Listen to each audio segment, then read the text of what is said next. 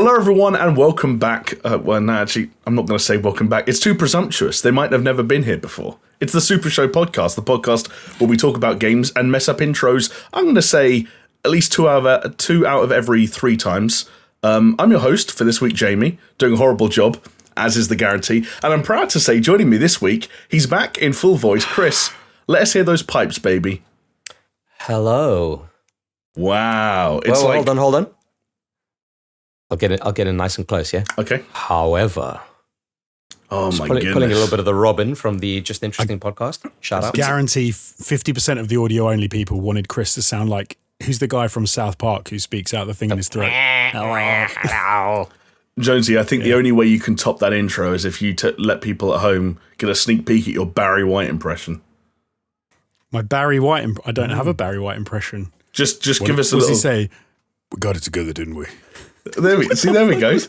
What I like about that was Josie showing off his vocal range, a bit of depth to it, but also could be construed as racist if Jonesy ever ends up in some kind of employment tribunal later down the line. Yeah. Anyway. Oh, that's nothing. I look forward to getting you cancelled in about 10 years by, while you're working for Disney. You didn't need that clip there. There are others out there. Genuine question. Do you reckon any of us would actually get cancelled if we got a big enough position somewhere? No, because you know why? All the ATG content is made private. Do you know what? There are maybe a couple of things that I was pressured to do that now looking back, I'd probably say no. Oh, yes. I know one of them. And I don't think that got made private, did it? I'm pretty sure that still lives free on the internet. I've got no idea. But it was, not my choice. And no. That's what I would claim. I was like, because it's true, I'd say I was pressured. It's true, actually. And the only people involved in that situation who could implicate you in it mostly did the same things themselves and oftentimes worse. So much worse. I think you're in the clear. That's nice. What? It wasn't like, they may sound bad. It wasn't even bad. Do you know what? I was on a podcast once where the topic got into a rough area. And I think looking back, it could be like, probably wouldn't talk about that now just because it could be. Let's not. While we're talking about things without actually letting people know what we did or said, Jamie and I recorded a very interesting video for all-time movies once that will never see the light of day. Let's just say, if you ever find yourself producing a piece of content in the future, it might be video content, maybe for TV, for digital platforms, or whatever, and you would like to have some kind of debate that touches on, the kind of topics that the people of today want to hear about, I recommend getting 2 white men in a voiceover booth to discuss it at length, because that's how you get the most diverse possible range of opinions going. Anyway, that's what we've got to offer. In fact, no, we're better than that. We're not just 2 white men, folks. We're 3 white men, and we're 3 white men who talk about games. It's literally the 21st century in a nutshell. It's never been done. Why has this never been done before? It's never been done. It's not like there's a fucking meme that goes around and goes viral on Twitter like once every two weeks that looks exactly like us. I mean, how could that possibly be the case? And if you did I'm not going to lie, 3 white men does sound like a name for a podcast that probably already exists. I can't even say it. Well, there we go. Are you having a stroke? Can you smell toast? You just got to do what I did in the intro, which is roll with it. So the actual name of the podcast is three men. Let's get on with it anyway. That's the name of the podcast. That there. I like it. I can see the thumbnail now. Very, very, very enticing. Yeah. But we're not going to change the name of this podcast anytime soon. That means you can continue to find us on YouTube, where you can watch this. You could listen to us theoretically as well if you minimized it or open another tab. You can, multitask that way. I don't know. You might be working. You might be watching porn. In which case, any recommendations, boys? Seen any good vids this week? On the hub? No. Not that I want to admit to. Really. Been a bit flat lately. Can I actually take the opportunity to make a little vocal objection? Is that the name of the video? That's the search term he was looking for. Flat. Been a bit flat lately. A little bit flat lately. I'm just going to say it publicly. I've gotten used to the fact that people use sort of like family relations as a way to spice up porn nowadays. Like that I'm at the point now where I don't care about that anymore. I've just glossed over it. I can look past it. I'm going to say no pissing or pegging on the front page of Pornhub. That's the stance that I'm taking. The 2 Ps, 2 big Ps. Hold on, because Doesn't it recommend things it thinks you'll like? So I share the internet with a rogues gallery of characters, Jonesy, as you well know. Living in a shared house in London. Okay, but there is a very, very important question I have for you, Jamie. Are there hot grannies in your area waiting to bone? There are hot grannies in my area waiting to bone. There are people telling me how I can grow my penis, and there are occasionally 3D hentai ladies who have sex with dragons. And I click on all of them. Do you think anyone ever falls for like the thing that pops up that says like so and so in your area? Do you think anyone actually thinks, are they, and clicks on that? Because I don't think anyone actually believes they're in their area. Because if there's a grandfather who's like, well, I'm ready to bone. Yeah. But he surely doesn't think there are actual grannies in his area. I like to think that it's like a real actual service, and there's just like this one granny out there who's just kind of like so like despondent because no one's responding to her personal ad. Yeah, maybe like the billionaire Nigerian prince who just can't figure out why no one wants his money. It's like, I'm trying to give this stuff away and no one's taking it. Christ, don't. You joke, because I have done that and it didn't work. And we were talking about it before the pod. In case anyone who listens to this doesn't know, last year I started a show on my YouTube channel where I literally just gave away stuff for free, and people didn't believe me. I tried to like share it on like a couple of Reddits and things, like give away things, and people literally did not believe me that it was a real thing. I was like, I've given away like over $1,000's worth of stuff. It's legit. It's so weird on the internet when people have no idea who you are or what you do, and so become so convinced they know all these sort of super minute details about your life and what you do and how you do it and stuff like that. I hate that. I hate that when people say, "Oh yeah, I know exactly your type," and you're like, "Oh, do one." No, you don't. Exactly. You don't know me, bitch. You don't know me. You probably know us. I once pulled a bird's head off. Did you actually? You don't know me. Yeah, I did. It was a little bird, and it fell out its nest, and then a cat got to it, and it was still alive when I saw it. And I felt really bad. So I killed it. No, so I thought, I'm just going to twist its neck and put it out of its misery, right? Because it was like completely unsalvageable. Yeah. No, I get you. And so I picked up this little bird, and I just thought I just thought I'd do this. It was a lot weaker than you thought. I thought I'd just do that. There was like no tension to it at all, and I pulled this fucking head off, and I felt terrible for the whole day. Oh, goodness. But do you know what? To be fair, you actually achieved your goal probably more efficiently than you meant to, but you felt bad about it. But do you know what? You put that little bird out of its misery, so I think you did a good mate. Yeah, there was no coming back from it. It was all like fucking like, yeah, it's not good. I had a weird similar situation, although I wasn't there, but someone I know was there, and they were walking my dog, and someone had shot a pigeon with an air rifle, and it was like really badly wounded, and they were like, "Oh no, what am I going to do? Like, it's really badly hurt, and it's suffering. Like, it was barely alive, this thing." And I think then they realised, and my dog was like, "I'll do it." So my dog just. I'll do it. It was over. She didn't say, "I'll do it," but you could tell that's what she That's did. the kind of shit that just happens outside of London. Like, my dad went through a midlife crisis at one point and decided that he was so vexed and so like alienated from London life that he was just going to move to the countryside. And he made a friend in the countryside called Greg. And one day, a woman hit a deer with her car outside Greg's house, was so panicked that she'd killed this deer and didn't know what to do that she knocked on Greg's door. And Greg was like basically saw dollar signs. I was like, yeah, I'll take that fucking deer. So when we go to Greg's house later that day, I arrive and what's Greg doing? Venison. Skinning the deer. And Jonesy's saying, he's going to take it to the butcher. I was like, hang on a second. I've just driven up the road from London. Like, where I'm from, I give pigeons a 6-foot berth, and you're skinning a deer in your front driveway. At the weekend, people used to regularly pop to my house and be like, not every weekend, but maybe like every sort of month, every other month, and they'd be like, "Oh, I've got a brace of pheasants that we just shot," and they're just like, my mum would be like, "Yeah, great, hang them in the front," and then I just get home and there's 2 dead pheasants just hanging up. That's when you have supper that night, and there's a nice like bird breast in front of you. You take a bite into it and you just get buckshot out of your teeth. Yeah, shot in it.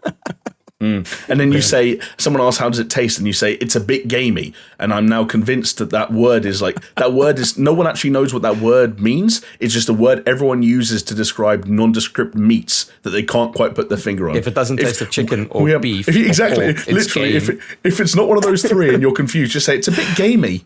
Yeah. But I like game birds. I like game in general. Like I like eating it. I like sticking it on the wood pellet grill. I'm up for that. But see, gamey meat is when you leave it hanging for too long and it goes a little bit. You don't want to leave it for too long. And boys, Chris, I've got it. Chris, you know another place where pheasants or things that are similar to pheasants get shot? What is happening with your hair right now? It's long and it's like washed, which is two things that it's rarely long both. And washed. Yeah. For like people who couldn't see it was almost like, do you remember there was that show that he's going more and more London toff as he's talking about the difference between London and the country. His hair's flopping down and like coming across his face, like he's got to start flicking it. No, it's not. I was going to say, it's a good look. Yeah, thank you. Ahead. Well, now I'm going to pin it back for the rest of the podcast. You made me feel subconscious. This is what you do to me. You don't let me be me. I can't really, be my true self because you're a big fat bully. Anyway, wow. You know Calling me fat, place that you can kill flying things is Duck Hunt. And Duck Hunt is a video game. And you know what we talk about here? We talk about video games. I've already told you that like 2 or 3 times, but I've got to remind you that if you are watching us on YouTube, you could like this video, you could subscribe. If you made it this far without being a subscriber already, I don't know, A, how you found us, or B, why you stayed. Done. But yeah, welcome. Leave a comment down below. Well, Join in. I think I'm understanding why our week-on-week views are going down. It's because I don't host every week, baby. That's why. What's viewer retention skyrocket this week? I shouldn't have said that because now we're actually going to probably look at the analytics. You jinxed it. And they're probably going to be shit. One place our analytics also fucking stink is on Twitter, where absolutely no one gets in touch with us, but you can break that duck by sending us a little tweet. You can reply to the tweets that we never put out. You could it's Twitter. You can get involved. It's all social, and you can listen to this podcast in audio format. You've reminded me. I've checked, and there's no messages. So no messages. There you go. You could sad change life, lonely boys. There we go. But then you know what? Lonely lives are made for changing. I've just made that up. It's not a saying, but I can see that stitched into a pillow. Yeah, I don't mind it. There you go. And if you're lonely and you need voices to fill the void that your loneliness leaves, then you can listen to us in audio format on Spotify, on iTunes, on Google Podcasts, or perhaps even via the power of digital radio over at paisleyradio.com. And that, you can't do it on demand. You have to be there and then. It's like an experience. It's like when Marshmallow was in Fortnite, except it's the SuperShow on Paisley Radio, Thursdays at 10 p.m. And if you miss it, it repeats on Mondays. That's paisleyradio.com if you want to watch us live or listen to us. It's like the lotto, right? You've got to be in it to win it. I don't know. I don't think we're in it necessarily. Yeah, if listening to the lottery was a guarantee that you'd win it, then maybe it was like that. But you kind of win by getting to listen to the podcast. Hey, whoever listens to this podcast, everybody's a winner because we are super entertaining. Just ask my mom. Wow, that came out wrong. Ask your mum. That sounds like a T-shirt design. Ask your mum about how entertaining I am. Just kind of tails off at the end there. Wow. You say you have to be in it to win it, Chris. One Polish game developer might beg to differ this week, though, because one company that seemed to be out of it but were now firmly back in it this week are CD Projekt Red, developers of the infamous RPG that released late last year, Cyberpunk 2077. Probably the most talked about game we've ever had in this podcast at this point, right? Like, I don't know. Marvel's Avengers is still up there, I think. Actually, yeah, true. Yeah, but I don't know. Like, how did this come to be that like Cyberpunk was such a failure, and then we still continuously talk about it? I mean, humans love a trash fire, right? Like, this is true. Plus, I guess it was always like there's also a redemption. There's a redemption story there, surely. That's what we're hoping for. I don't think there's any redemption story here, but hey, you know what? Well, I might be the only one that thinks that, judging by this news story. That's the thing. So if there is going to be a redemption story, it might have started pretty prematurely, because while people were looking forward to further patches and bug fixes and maybe even DLC or expansions later on down the line, CDPR probably got a bit of a bump in their bottom line predictions, because as the game was relisted on Sony's PlayStation Store, on their digital storefront, which, if anyone remembers, it was sort of taken off as CD Projekt Red put out a statement saying that people could start claiming refunds if they were unhappy with the quality of the product. It was relisted on June 21st. Remember that date? Yeah. Because it became the top-selling digital PS4 game for June. Now you'll note... So at the end of June. So you'll note June 21st, top-selling digital PS4 game for June. Count them, Is it 9 days or 10 days? I don't remember the rhyme. Yeah. God. and even worse than that, because 9 days. 9 days. Thank you, Josie. Even worse than that, because on the storefront there is actually a warning saying, "Careful, boys! If you play this on PS4, it's not going to run that great." Totally.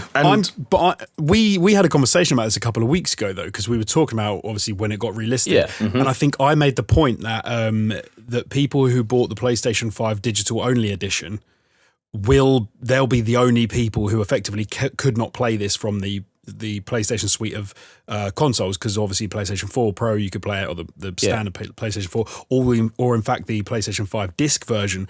But the digital PlayStation 5, you obviously can only get it from the PlayStation Store. So I'm going to guess that the majority of these sales were to those people. No, but it's PS4. Jonesy. No, but that's the game. That's the only version of the game that you can buy. So technically, all Cyberpunk sales are. And you know what? I disagreed with Jonesy when he made that point, but in the light of this, it certainly looks like a decent argument. And by the way, for anyone wondering if this was just some weird regional thing where perhaps only one storefront kind of listed its sales numbers, this was actually, according to PlayStation's own blog, so this has come out of PlayStation, it was the top-selling digital PS4 game for June in both Europe and the US and Canada, which are two markets where if you compare them, you see some discrepancies. Like usually, FIFA might be in one and Madden might be in the other. That's the most obvious example. But Cyberpunk clearly reigning supreme in the #West. But I mean, do you boys think, obviously there's the argument Jonesy made, which was there may be people with a PlayStation 5 digital console, which for anyone that doesn't remember, doesn't actually even have a physical disc drive, so might have been waiting for this.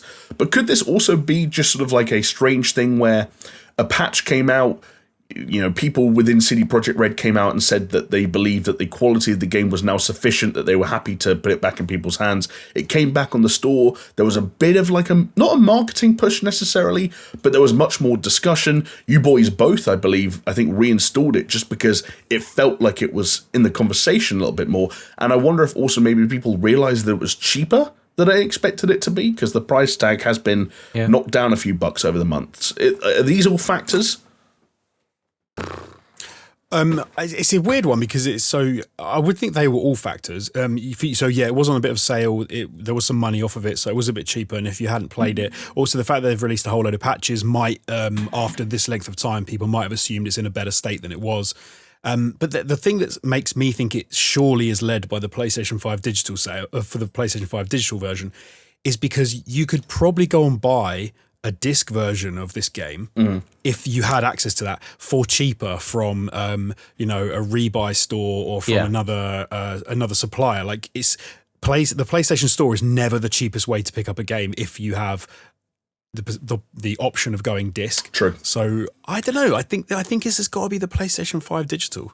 You say that, but I will say also laziness. You're right. It was back factor in the conversation. Laziness. That's so true. In so much as like Jonesy talks about how the PlayStation storefront is never the cheapest place, and he's right. But it is the only place I've bought games for about the last 3 years now. That's a good point. Let me give you guys two,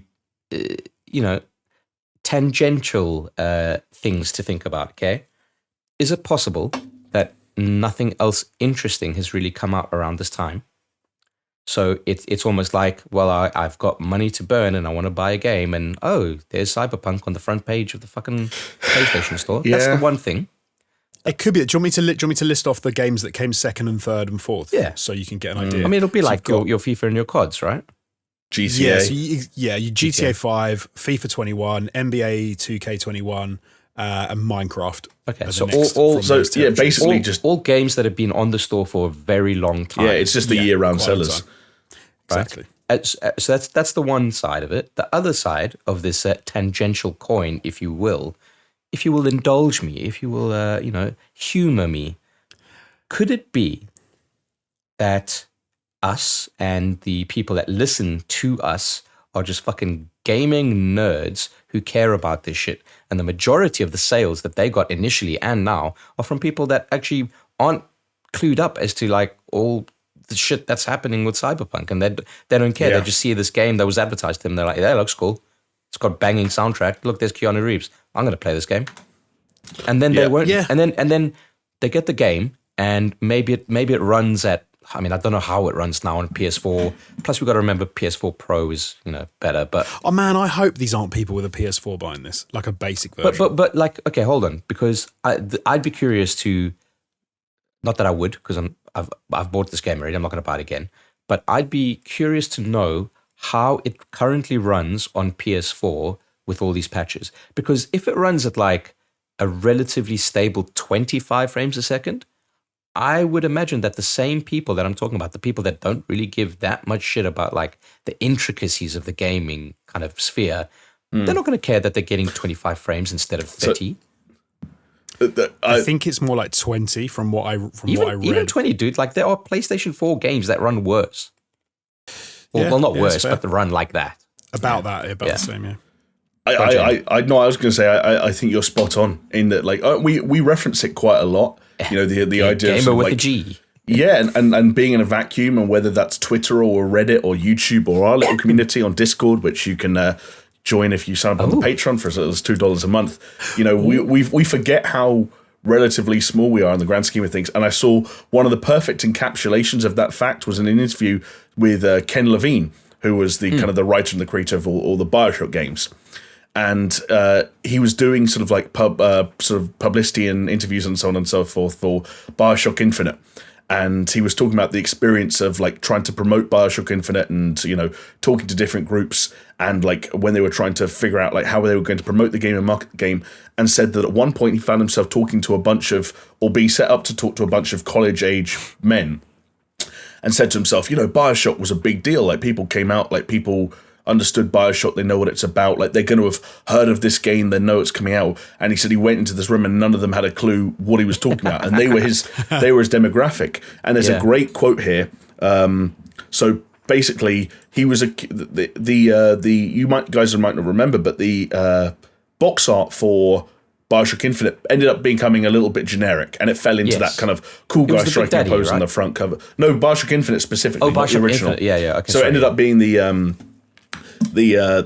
kind of generic hero striking a pose, and I've pulled up the quotes that he gave at the time. He says, "One of these when the back is turned and he's holding the gun on the side, and he's looking at the camera." Over exactly. Yeah. And he says, by the time you get to the store or see an ad, the BioShock fan knows about the game. The money we're spending on PR, the conversations with game journalists, that's for the fans. For the people who aren't informed, that's who the box art is for. And then this is just an analogy that I like. I don't know what you guys think about this, but I like it quite a lot, guys. Our gaming world, we sometimes forget, is so important to us, but there are plenty of products that I buy that I don't spend a lot of time thinking about. My salad dressing. If there's a new salad dressing coming out, I would have no idea. I use salad dressing, but I don't read salad dressing weekly. I don't care who makes it. I don't know any of the personalities in the salad dressing business. Like it's a weird. Don't get me wrong. Like gaming being a creative dressing industry versus the income of the gaming industry. Because there is no salad dressing weekly. But obviously, if you imagine that analogy being a little bit, is. I mean, maybe there is. But if you imagine it being a little bit less reductive, Jonesy's editor in chief. But there are people, and I remember. We all remember being a kid who was like, "Which game has the coolest box art?" Yeah. Yeah. I'd say I'm still like this with some games. Like I still get to a point where I don't really know anything about the game outside of I played it for a bit and I enjoyed it, and I don't really want to like get too into the weeds of who made it, where it's from, the type of game it is. You just want to enjoy it for a little bit. There's entire genres, to be fair, where I'm still kind of like that, where I don't delve into them anywhere near as much as I do into other genres. So I can absolutely think that there are people out there who know nothing beyond the little bit that they play. I got two little anecdotes for you guys. All right, love it. So the one is I listened to this Dota 2 podcast called We Say Things with Synderen and Sunsfan, or Sunsfan and Synderen rather. But anyway, and they don't just cover Dota news. Like Sunsfan does this like NBA segment at the start of it. Then they talk about Dota, and then if they talk about something else, like when the new consoles launched, and Sunsfan and Synderen were talking about like the PlayStation 5 and the Xbox Series X, but they like hearing them talk about this stuff, they're not clued up on it like we are clued up on it, and I found it so frustrating. And then they talk about another like wider gaming related thing, and he's like, what was he talking about? PC specs or something like that, like a new video card or something, and he's like, oh yeah, it's a new NVIDIA RTX something. And I was like, oh my God, this is mental to me. It's like frustrating me so much. But I've come to appreciate the fact that I'm just a nerd for these kinds of things. He's a nerd for other kind of things. And I have a Venn diagram where we interlap our interests with Dota. Right. That's the one side of the anecdote. The other anecdote, I can't remember where, so it was on Twitter somewhere. And it kind of relates to this in a way. But there was a guy talking about how their development experience on creating a PS2 game. And they made this game and they took it for certification, and PlayStation was like, it's not running good enough, fellas. It's like you're hitting 20 frames a second and we want 30 frames a second, right? So they went back to the drawing board. Not drawing board, but they went, opened up the hood, tinkered about in the engine, couldn't get it to go above 20. So what did they do? They authored a piece of code that just took the FPS counter in the corner and added 10 frames to it. Like just faked physically, just faked it. And then they sent it back to PlayStation. PlayStation certified it. Because guess what? Normal people aren't going to notice the difference of 10 frames. Oh, bro, that gives me like... That's filth. Do you know what I'd love to do? I'd love to get a YouTube video where you get a load of super hardcore PC master race. The kind of people that claim they can't play video games below 60 frames a second.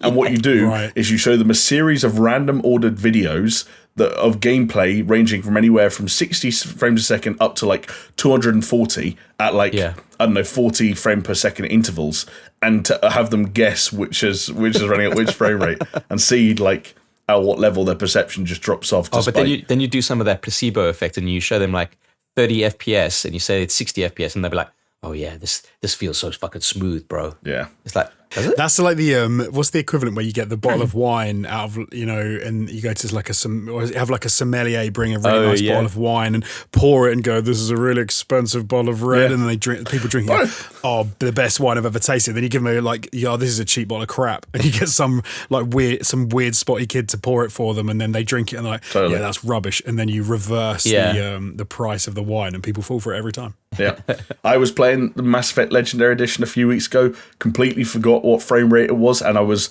running around in circles on the Normandy going like trying to fix, and I couldn't tell for my sins. It was 30, but I genuinely couldn't. And obviously side by side I would have known the difference, but in the moment having to guess there and then I was like, is that 60? It's but yeah, that's just me. But there we go. Any other closing thoughts on Cyberpunk, though? When do we think we're going to start seeing some free content? Because I want to fucking play this game. I'll be honest with you. And I think I said it on like a podcast like 2 or 3 weeks ago. And I said that I think that Cyberpunk, that CD Projekt Red, we're just going to abandon it. Wow. But, okay. No, what, the free DLC? Yeah, because why bother? Because I had it in my head. Because they sold 8 million copies, maybe. Yeah, but I thought to my internal... You are a lunatic. My internal justification. Hey, on the fucking banner of this, it says hot takes and trash opinions. I've got to deliver. You guys trying to be all sensible here, you fucking idiots. But no... Chris coming with the trash opinions right now. In my mind, living in the gamer world with a capital G, it was like, no one's buying Cyberpunk 2077 in 2021. It's like the cautionary tale of our times, right? And it's like, they've got 0 fucking sales. And I was like, if they're getting no sales this year, there's no way. This is why they've been dragging their feet, bringing out these fucking patch fixes that don't really fix anything, except for maybe a few missions here and there.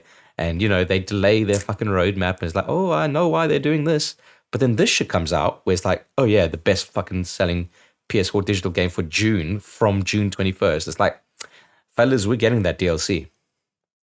It's a weird one because I hate the way the games industry seems to be notoriously bad for this. But they'll release like a list of games that did well in June, for example, but there's no numbers attached to anything. So you've got no way of actually telling. So for example, Ratchet and Clank smashed it in June. It was the top of the PlayStation 5 digital list, of course, for USA and for Europe. Like no one's going to be surprised at that. It sold really well.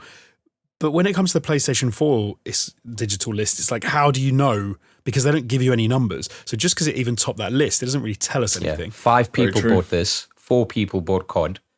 3 people bought FIFA, imagine. 2 people bought Madden. Yeah. Then you've got to look at then I can't help but think, but look at the install base. Like the PS4 install base is huge, and then if you have got the PlayStation 5 digital tied in with that, but I have zero idea. I genuinely have no idea. So you could be right, Chris, but you could be completely wrong as well. No, like I said, like hands up, like I and fine, maybe naively and trashedly thought that Cyberpunk would just say, you know what, that's we've made all our money that we're going to make from this, and we're just going to call it a day. But I've come around to thinking otherwise. Yeah, I guess the other thing that maybe you don't know for sure, and you can hope this, but obviously you never know if you're being naive in a different way, or at least overly optimistic, which is that CD Projekt Red seemed, at least up to this point, that they cared about reputation and they cared about what people thought about them and doing the right thing. And, this obviously, every company's going to stop doing that and stop being that guy at some point, but they still want to be around and they still want to continue to sell products. And one thing that CD Projekt Red's history has shown is that if you get the wheels rolling on a project that maybe needs a bit of work after launch soon enough, then you can keep selling it for years and years and years to come. Because I'm sure we're going to be expressing the same uncertainty around PlayStation Store numbers in December when The Witcher 3 inevitably becomes the #1 best-selling game in the world, again, as the Season 2 of the Netflix show premieres alongside the next-gen patch for The Witcher 3 and new DLC based on the show. So, the fact... Obviously, they could be separate teams, they could be separate schools of thought, and like you said, Chris, they could just see the numbers they saw and draw a line under it wholesale. But they've still also got this other project in the back of their mind that dictates to them, hey, if you commit to this thing and turn it around and get people back on your side, get fans back on your side, enough fans that you can have your own convention based around your franchise, fucking hell, then you'll sell that game for 6 years.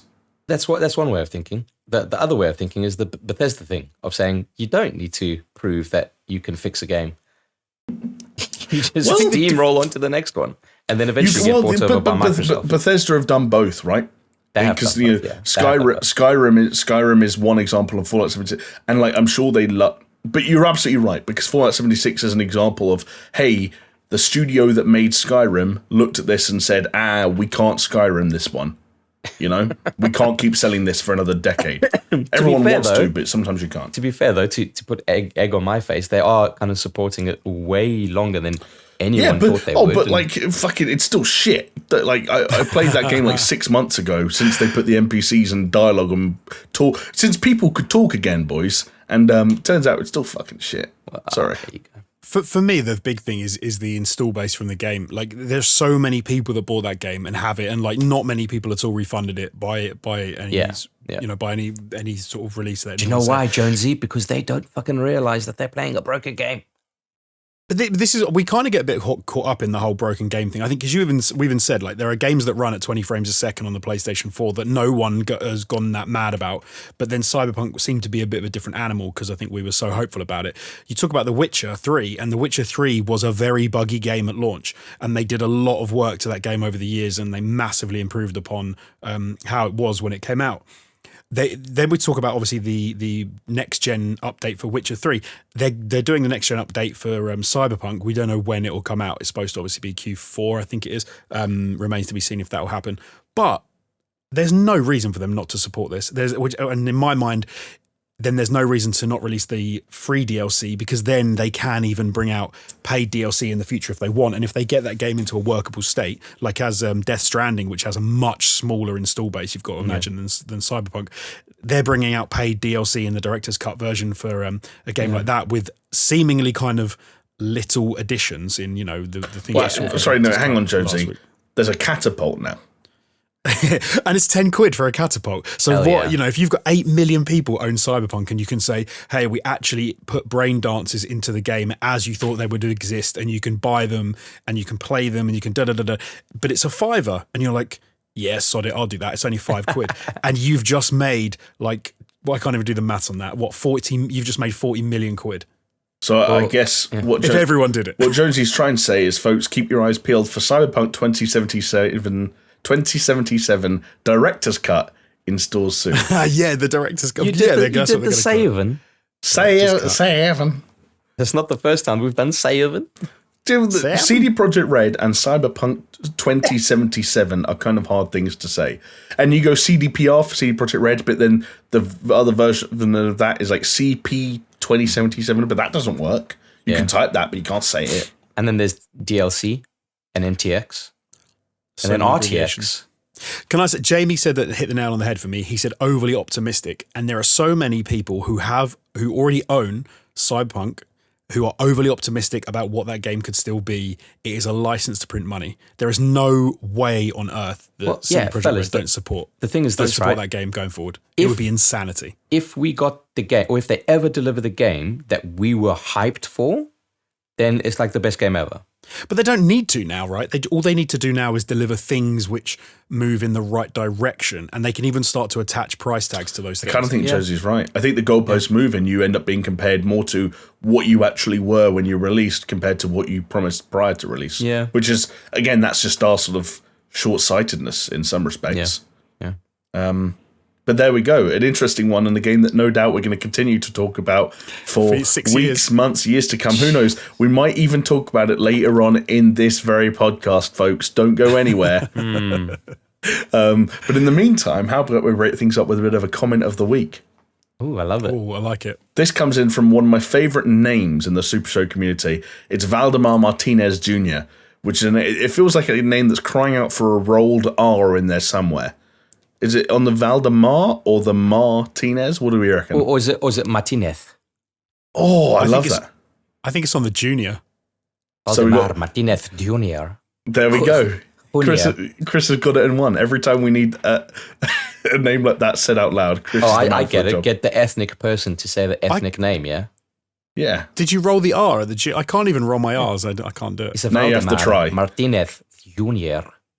There you go. He snuck one in. You know, but Jonesy, it's podcast law. If you admit you can't roll your R's, you have to try it.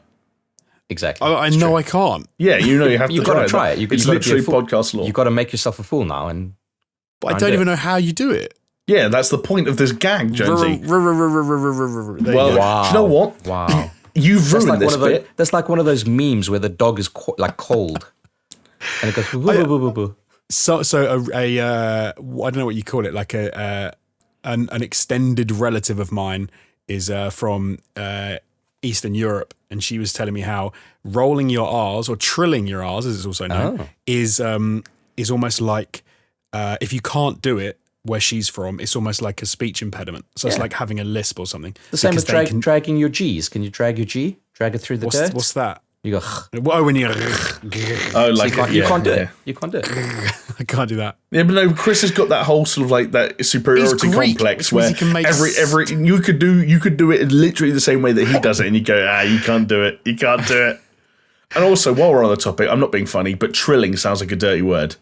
Trill, it does. That sounds like the way Michael Douglas caught you know what.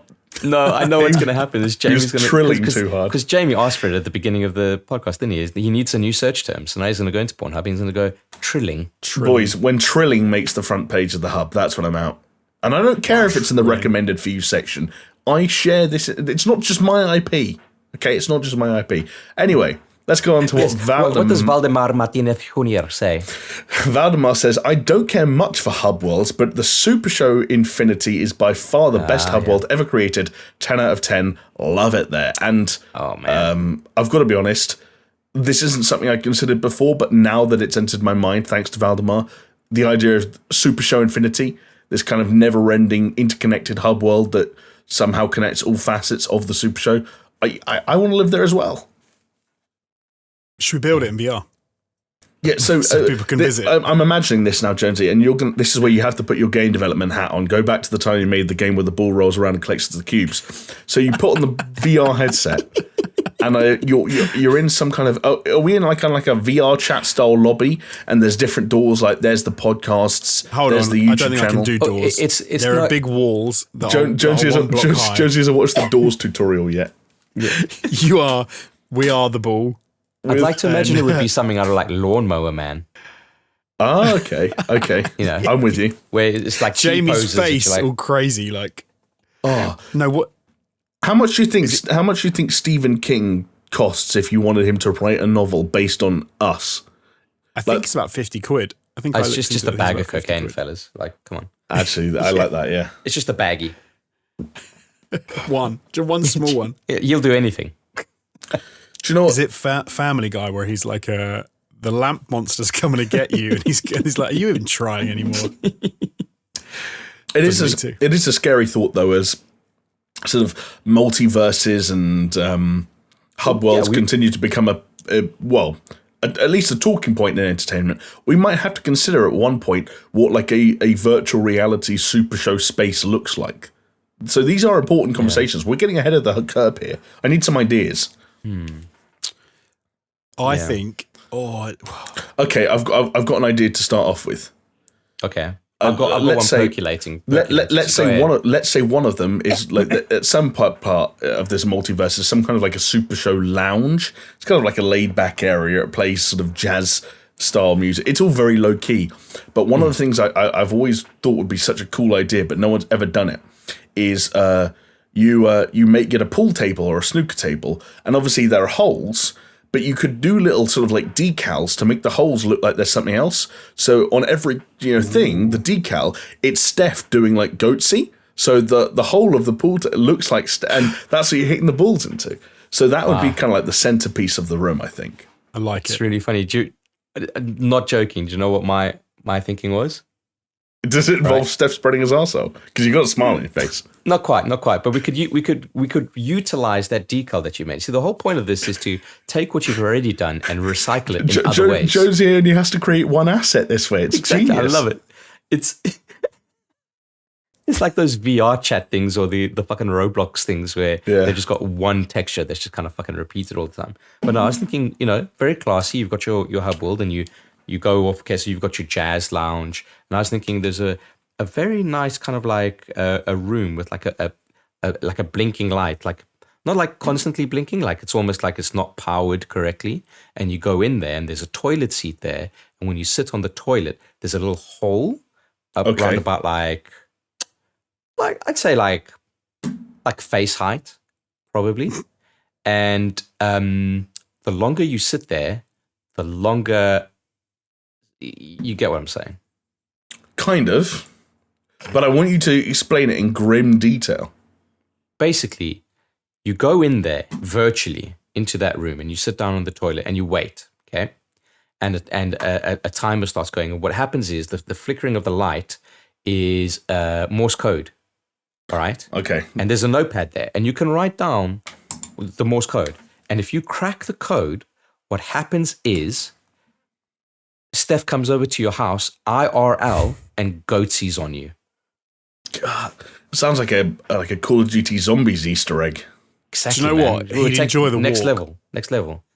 He'd enjoy the walk. He'd think it was the greatest open world. Steph would just. Steph, if you're listening, I'm sorry, we're taking the piss, but Steph would just put on his headphones and listen to Metallica, and he'd be there in 20 minutes. True. I can't. We once had a great conversation when we were talking about Red Dead Redemption's on like open world, and Steph said, "If I just put my headphones on and go for a walk, nothing happens to me between like." So what was it like for a couple of miles? So that's so you don't need like that much interaction in an open world, which I love that. I love that point because it's true. Nothing happens to him for a couple of miles wherever he's walking. Yeah. So do you know what I think the hub world should be? You walk through a curtain. And it is like the weird red room out of Twin Peaks. Okay.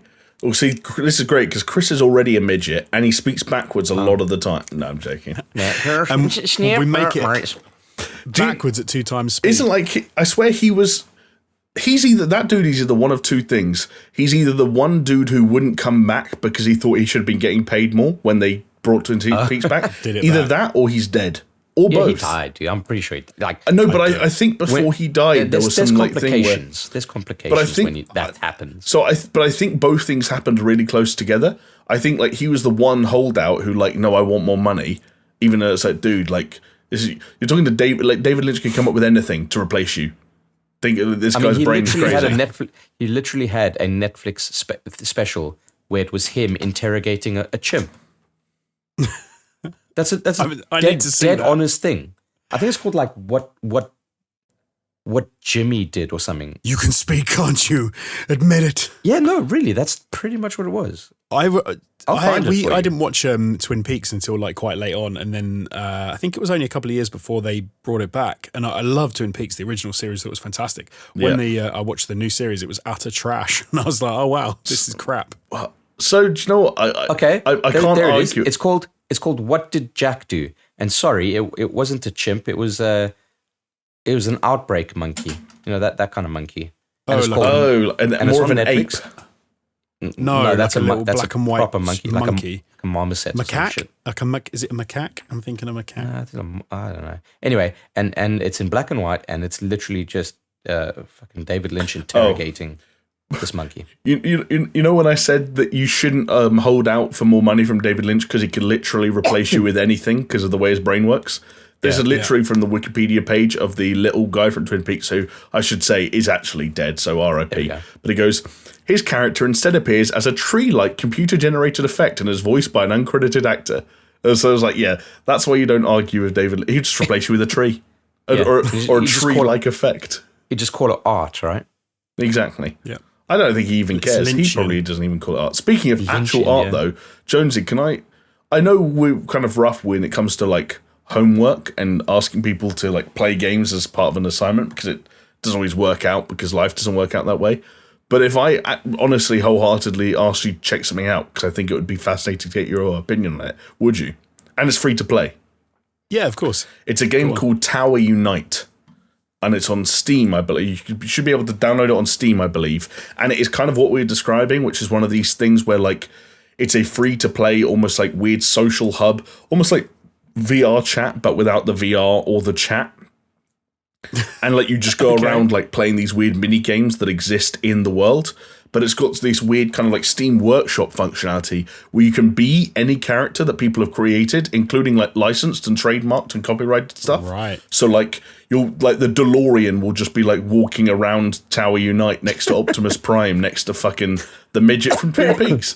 And I don't know. Weird. I wanted to. You see, this is shit like this that I hear that just really makes me wish that ATG streams was still a thing. Because we could have a lot of fun with that, right? Yeah.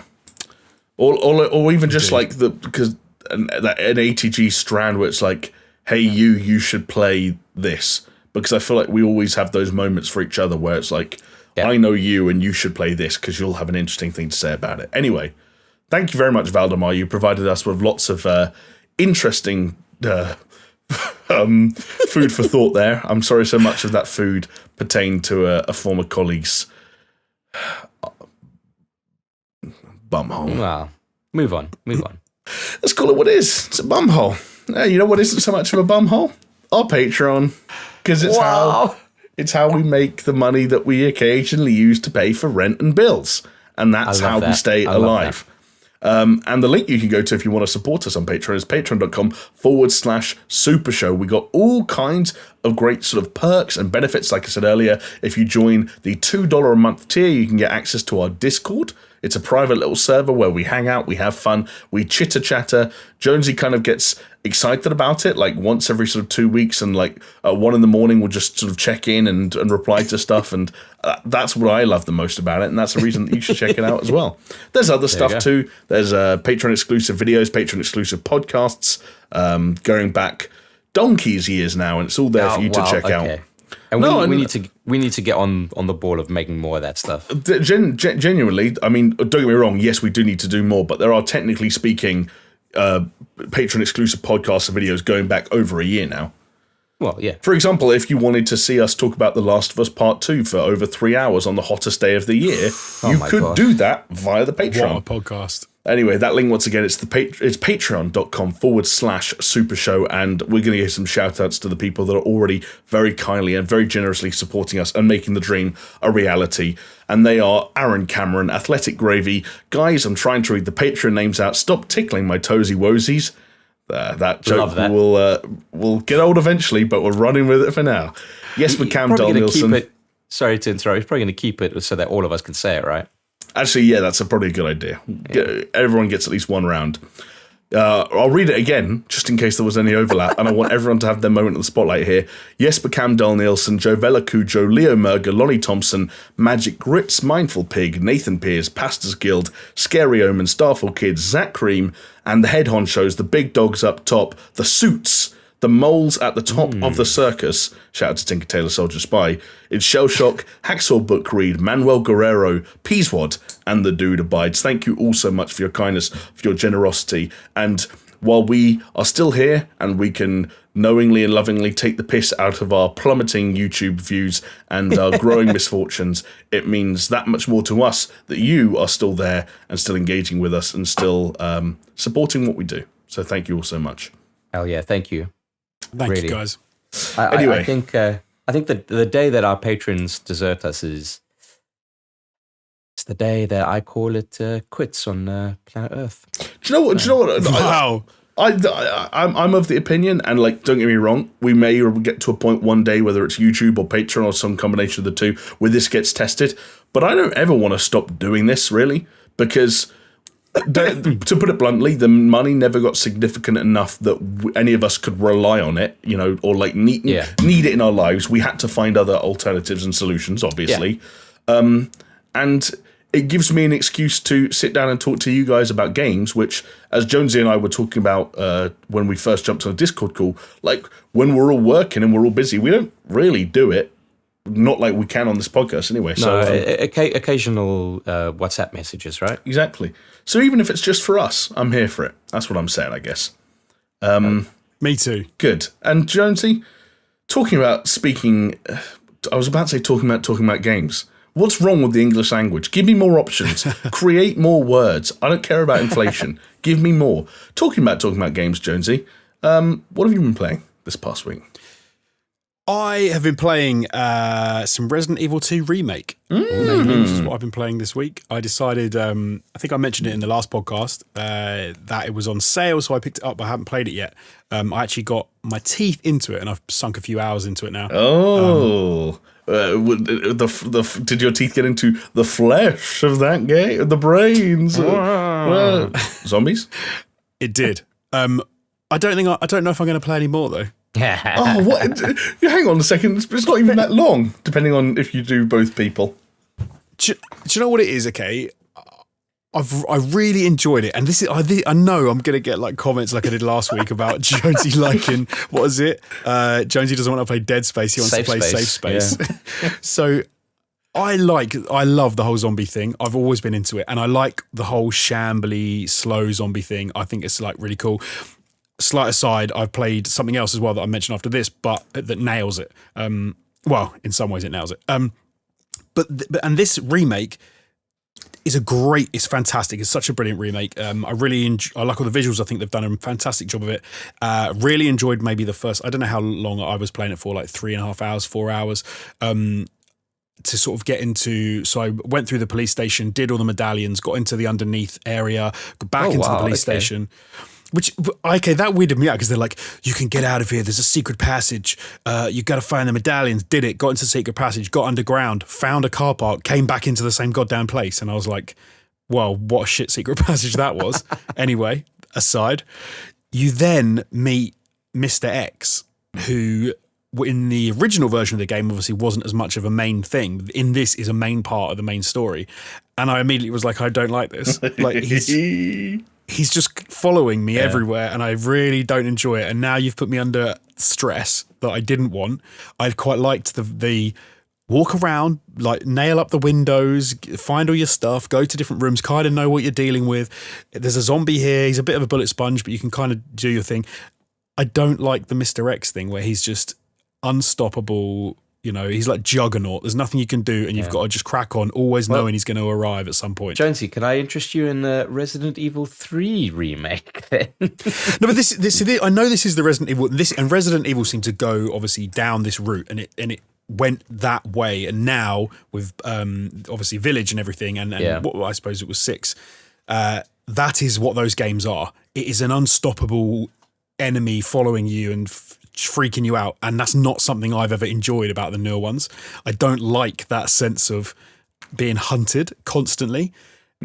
And I never played that much of the originals. I played 1 and 2, but I didn't play them to completion. And I thought it was much less of a thing in the originals. The originals were much more like you wandering around searching for stuff and scary zombies. And then they threaded in the unstoppable enemy thing further down the line, if I remember. And now they've made it more prominent in the remake. And I'm just kind of like, I don't know if I like it. And so, yeah, I'm going to play some more. I'm going to see how I get on. But I don't know. I might call it a day. Wow. Okay. Fair enough. I mean, but I'll see. I'll see how I go on. It depends how long that section is. I don't want to play it forever. Like, I don't want that to keep dragging. Are you playing it on PlayStation or on? Oh, you said on PC. Steam. Okay, so why don't you just download like one of the mods that turns them into like fucking, I don't know, Macho Man Randy Savage. I don't like. It's not that he's the character's scary. It's just like the way the game plays. I don't want to be followed around constantly, feeling like I've got under pressure of time. You could make it even worse and get the Mr. X mod where he's just completely naked with this massive fucking donkey penis. This doesn't help. Yeah. What about the one where DMX sort of plays every time he's about to bust through a door? I think these will make it worse. This will make it like, I'm just going to start to freak out every time I hear DMX.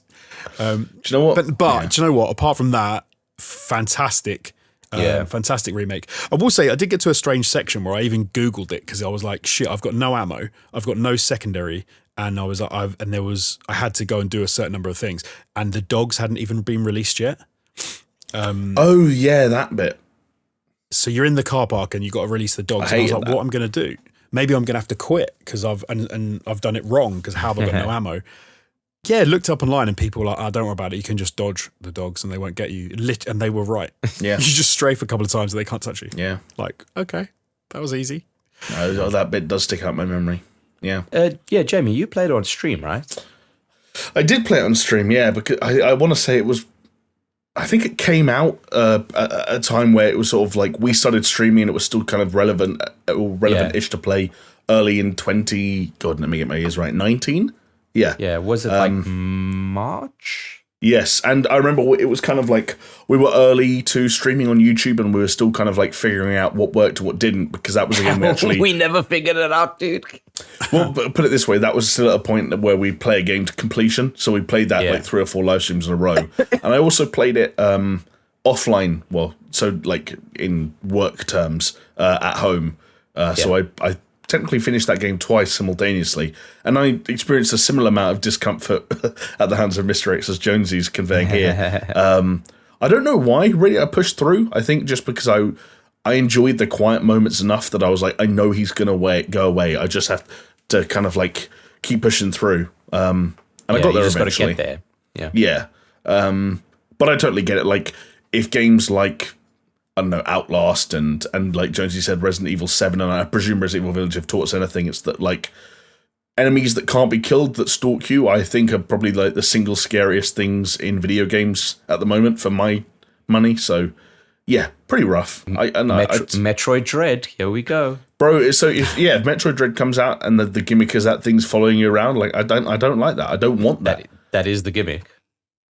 I feel like often a lot of games give you the opportunity to set your own pace, and if you want to take a breather to like explore, because this is the other thing with especially with open world games, obviously exploration and exploring is a really big thing, and you kind of pace games on your own. So games that take that ability away from you, especially when they've given it to you, I get why they do it. In a game like this, it's a very useful tool, but it's not something I enjoy often in games, which is why I don't usually seek out games with it. One of the only reasons I played this was because I'd played it, I think we talked about it last week, I played it at an event and thought it was fantastic. Like the shooting, the look, the visuals, everything. I didn't remember it being actually all the enemies being as spongy as they are, and that's one thing that has kind of was a little bit more frustrating. Like 8 or 7 headshots or something to take down just a random zombie is a little bit frustrating. But it just sounds like you need to sort out your aim, Jonesy.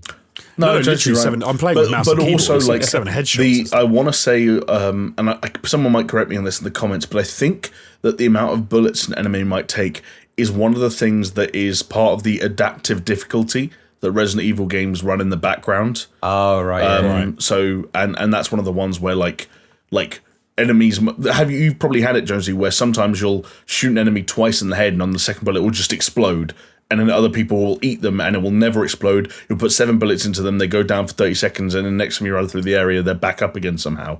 Like that game is weirdly inconsistent with how much damage enemies take. I found it. I think toward the beginning it was more like that, but it did seem to be toward the like where I'm at now that every enemy was taking so many bullets to put down. It's probably because you're not dying, and you're quote unquote doing well. Right. I didn't really take any damage for like a long time. I think the first time I actually took any damage was probably Mr. X. Was like the first time that I actually. Oh no, actually that's not true. So it was the first time with I can't remember the guy's name. The weird dude with the eye. The eye and the head thing where you're underground, like the first sort of boss fight you do apart from the clicker. Okay, and then that was, and I was like, Jesus, I haven't taken any damage yet in this game, and this dude's absolutely messing me up. But yeah, so now that's why I ended up with no ammo because I had loads, and then suddenly it was like every enemy takes. But that game, anyone who hasn't played it, there are some amazing little bits in that where there'll be a body sitting against a wall for like a long time. And you walk past them multiple times, and then randomly you'll go back into an area and the body will be gone. And then you'll go around a corner to go and do something, and it will be there like banging on a wall because it's got up and walked off. And I'm like, I really like that. It's like a very, cool. They've done a fantastic job with that game. It is really good. I'll briefly mention the other zombie one that I played that I mentioned that I referenced, which was Watchdogs: Legion of the Dead, which I actually got time to play the alpha of that. Which is very alpha, so I won't critique it too much. But one of the things I really do like about that is if you are like me and you kind of like that traditional zombie thing where you can run around the streets and everything's sort of slow and shambly, they've done quite a nice job in that of you really do feel like the zombies just kind of are there, and you have to. If you sneak, you can sort of sneak past them, but they will notice you on occasion, and you'll sort of pull a group of zombies toward you. If they do notice that you're there, and they'll start to gravitate towards you, and you might think you're fine because you're facing sort of a group of enemies in one direction, but somehow you end up with a few like kind of almost surrounded. And that game does quite a nice job of pushing because it's a multiplayer, like up to a 4-player co-op multiplayer. It does quite a nice thing of saying like you can't just kill every enemy in that game at all. You'll just run out of ammo, and you really do need to work together. It's very alpha. If anyone does want to have a little tinker with it, there's not a lot going on in that game except for run to this location, make your way through the zombies or the human enemies that still exist, collect a couple of things, and then get to another point. And there's not a lot else going on. It's so kind of more like a proof of concept than anything else.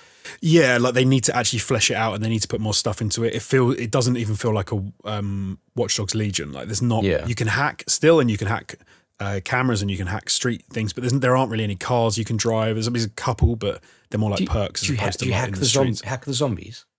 You can't hack the zombies.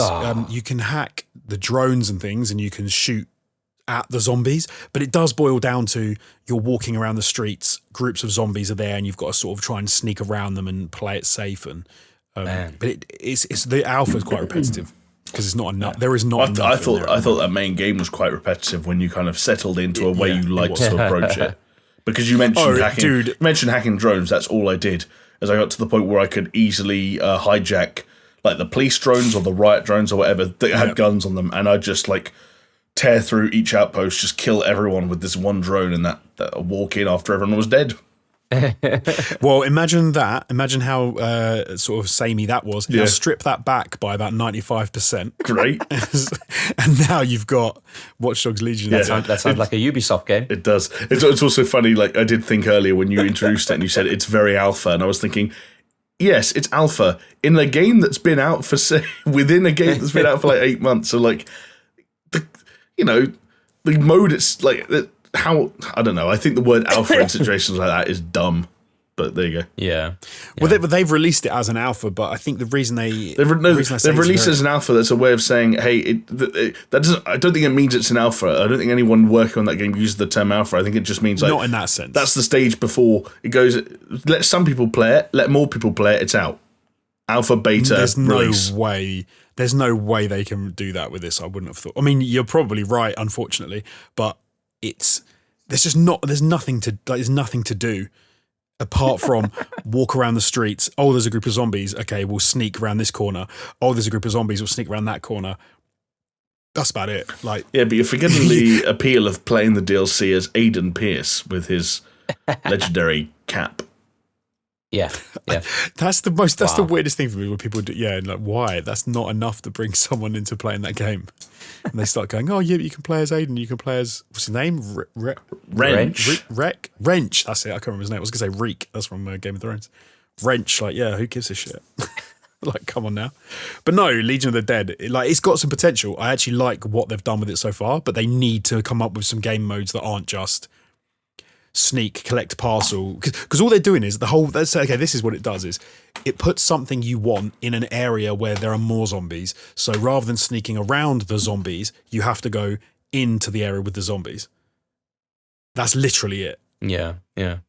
And that's not enough of a game. Like, that's not a game mode. Like, you need more. I'll tell you what, and then I look forward to Ubisoft taking 5 years to flesh it out into a full game and call it Watchdogs Legion Quarantine. yeah, but they don't actually release it as is. Yeah. But then think of something like Red Dead. Was it Red Dead Undead Nightmare? Yes. Yeah. Like, how good that was. I didn't finish Red Dead because I finished Undead Nightmare because I was so in love with Undead Nightmare. Like, that was such a well fleshed out zombie thing that they made. I loved that. And this is the opposite to that at the moment. It's got potential, like I said. It does have potential, but they need to actually flesh out some game modes. Can't believe you didn't finish Red Dead. I would say anyone who's got Watch Dogs Legion, I know with PC especially, it was just free to download if anyone wants to have a go at the alpha. It just seemed to pop up on the Epic Store when I went on there one day.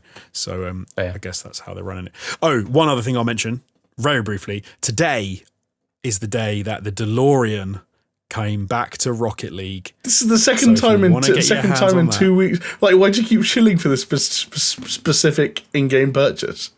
Because I'm a massive Back to the Future fan, and I really wanted the DeLorean, and you couldn't get it, and now you can get it. And do you know what I did before the podcast? I logged into Rocket League and I downloaded it, and I re-downloaded Rocket League, and I got the DeLorean. And if anyone out there didn't get it because they didn't know it's only around for a week, I think, I would hate for them to miss it because someone didn't tell them. So if you want the DeLorean, get in there, get into Rocket League and get it. Well, there you go. That's it from me. Thank you. Okay, then, Chris, how about you? Do you have any microtransactions that you want to shill for this week? No. Okay, but good. I will just chill on my own stream, which I haven't streamed in over 2 weeks. But twitch.tv/Hot Panic. The last time I streamed, fellas, was shortly after we recorded the last podcast where we were all together because I missed a week. And that was my birthday stream. And I streamed some Dark Souls. I went up against Ornstein and Smo, notorious bad dudes. And I managed to beat them on the stream. I was very triumphant. Beat a couple of more bosses after that as well. So very happy with that. The reason why I haven't streamed much is because I've started a new job. So, enjoying it. Hooray! And there we go. So it's been a bit full on trying to, start a new job and think about streaming. I don't know when I'm going to start, but it's going to be an evening affair at some point. But yeah, I've just been retreading old ground, I think, with some of the games that I've been playing as well. So on the train journey to Manchester for my induction to the new job, I brought my Switch with me and I played some like Super Mario Galaxy, nice and easy, get that music going, fucking have a good time. And then I noticed that I still had Dragon Quest XI S on my Switch and I hadn't really played it a lot, like maybe an hour. So just sunk a couple of more hours into that game. It's a good game. It's a game that I wish I had more time to play. Because I am at heart a weeb. It could be your travel I love game. my JRPGs. It could be my travel game. Yeah, you're not wrong. But like, how daunting that a travel game that you only get to play like once a month. It's kind of like, yeah, you're not going to get far in that anytime soon. Are you? Yeah, like okay, Super Mario Galaxy could be a travel game because you don't have to worry about where you left off. You just fucking go into the next thing. But in Dragon Quest XI, it's like, I got to do what now? And how do these systems work? explain it to me again. I don't know. It's like that old age-old thing. Well, age-old thing, but the thing that they've been saying now of like memes where games should have a previously on Jamie's playtime. Yes. Actually, more so previously on Jonesy's playtime. Oh, we'd be all over that. Exactly. Like where's that as a fucking PS5 card feature? You fucking honestly, I would like the first console to have a feature where like it can it has an AI that is capable of doing that. Genius. Yeah. I think some games do it, right? To a degree, Dragon Quest XI does it. They just kind of fill you in on the story where you left off. Okay. But it's not like The Witcher did it quite you well. were on your way to this town to speak to this person to complete this quest. Okay. Right. Witcher 3 did that well, where they had the little thing where it gave you it was like a very brief cutscene. Oh, you're right, yeah. Like, Geralt is rocked up at Rivia to do da-da-da-da-da-da. But yeah, it wasn't bespoke. It didn't tell you what you were doing, I suppose. And then like an AI solution actually would be great, because then as you're playing it, it would just be like a pop-up would say like, do you want us to tell you about this game system again? Yeah. Maybe in like a really succinct way that'll just jog your memory. But then you also get into like dodgy territory where it gets like almost too clever. And then to take Jonesy's sort of Witcher example, like if The Witcher 4 had an AI version, it's like Geralt of Rivia has stood still for the past 7 hours without entering the pause menu. Based on the audio we picked up from your PlayStation camera, you were probably doing the laundry. It's like, well, that doesn't really help me. And masturbating furiously. Yeah, exactly. We could see it, but we couldn't see it, if you know what I mean. And then it was like, and then the AI's like, would you like help with your technique? Jesus Christ. Geralt has some tips. Stop watching me. But yeah. But as long as any of these things have got the, who's the guy from 24 where it used to be like Jack Bauer? Oh, yeah. Jack Bauer. But the actor, what's the actor's called? Kiefer Sutherland. Kiefer, that's it. Kiefer Sutherland. That's a great shout. Yeah. Yeah. Or hire us. Can you imagine like booting up a game you haven't played in like 6 months and there's us three just fucking gaggling like a couple of bitches? Yeah, that should put you off, wouldn't it? Yeah, I feel like we'll do it. Game sales might go down in that scenario.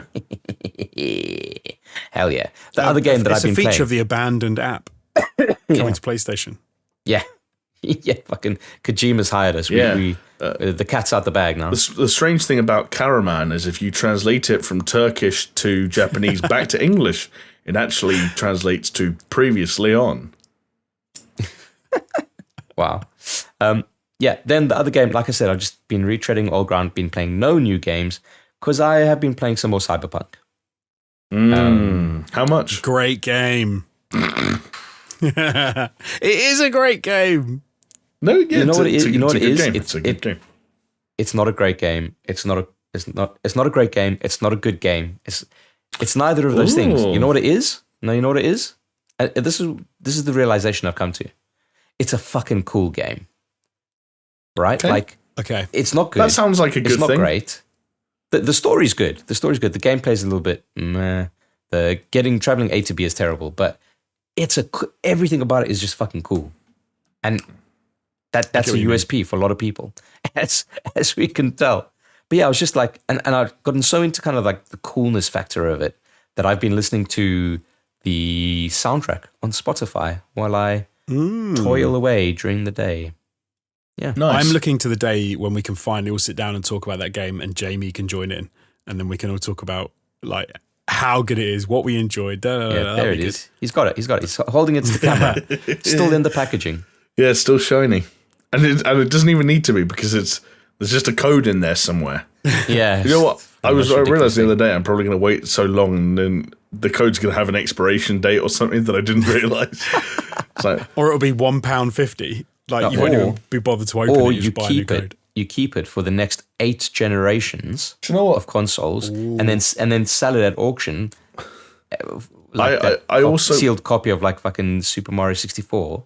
Yeah. And get like fucking $1.5 million or something. Because I've also got the statuette from E3 2018 that's still sealed. Ooh. And see, that would have been worth a lot of money if Cyberpunk was good. Yeah, true. And I've got the jacket from E3 2019 unworn, but obviously no packaging on that. So I got the jacket as well, but I've there's a bit of blood on it now. So Oh, right. From actually, do we want to know where from?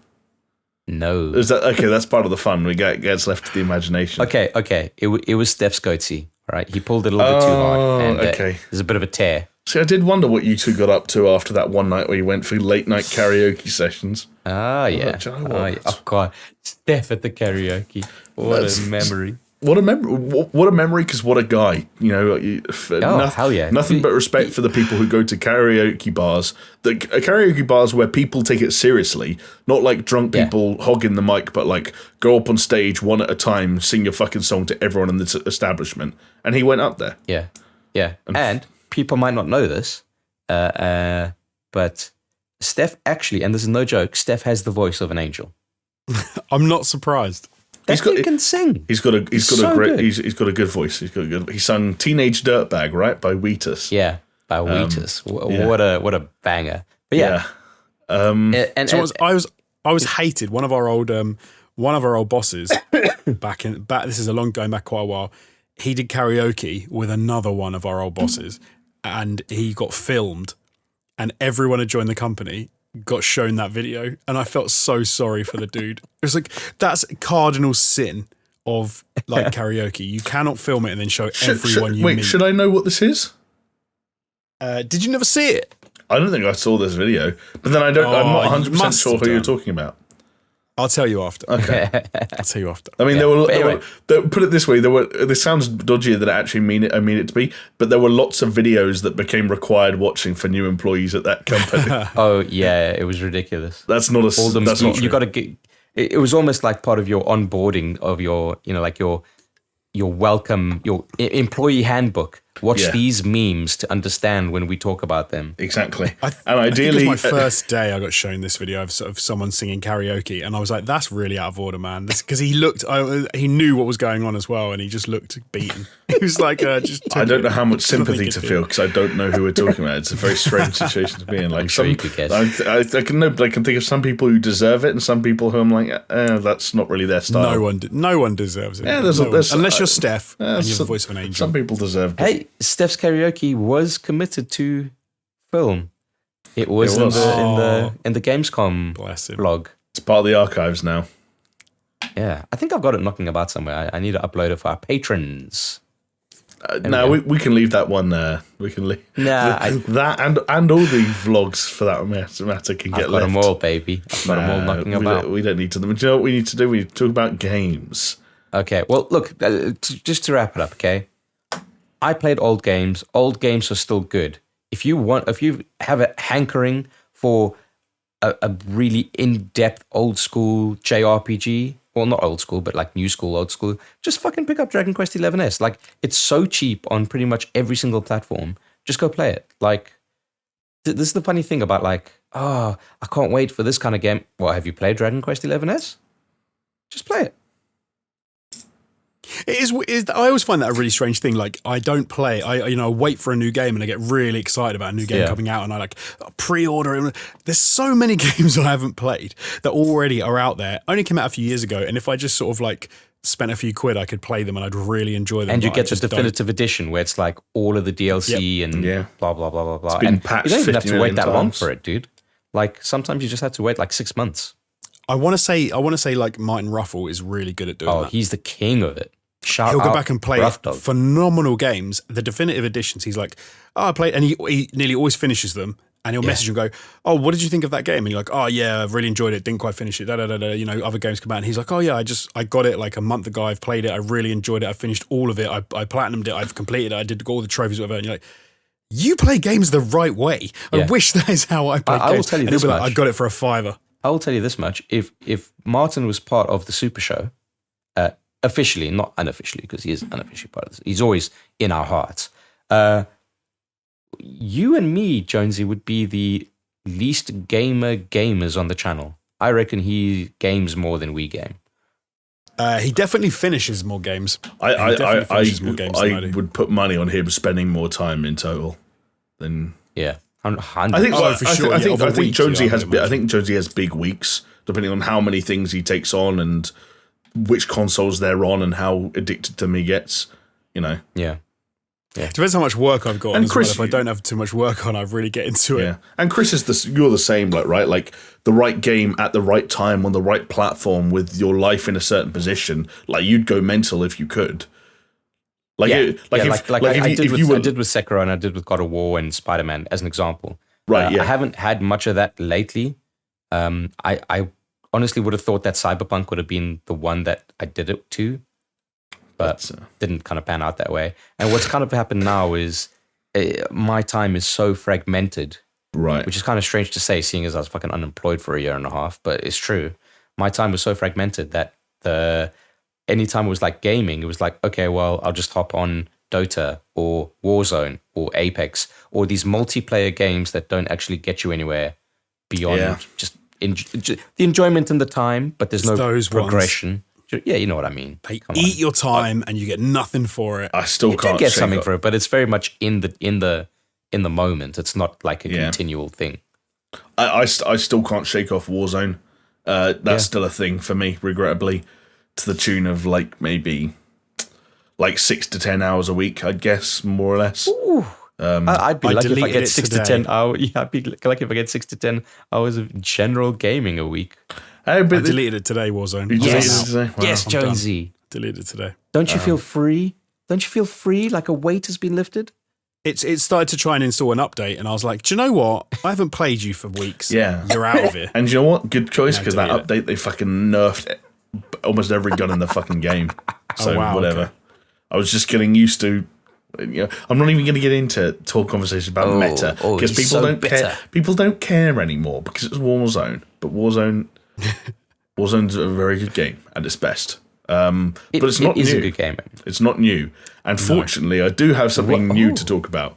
A game that is technically speaking out tomorrow, unless you're a virgin like me who bought the deluxe edition, in which case you've been playing it since Wednesday, I think, and that's Formula 1 2021, the brand new Formula 1 game, which is, I think, at least briefly worth talking about in the podcast, because while I think, sometimes conversations about annualized sports games, which is technically kind of what F1 is, especially now it's being published by EA, can be a little bit redundant because everyone expects sort of like, roster updates and graphical improvements and sort of like minor improvements on track, and all of that is there and, it's still accounted for.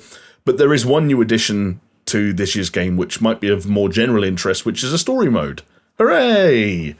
Because that's cool. Create your own race and climb up the podium. No, it's not even that, because that's kind of what a career mode is, right? This is a sort of like FIFA The Journey or Fight Night Champion style scripted character that you don't choose their name or their face. They're an actual dude with a voice actor. Yeah. You are Lewis Hamilton. Start off 8 years old.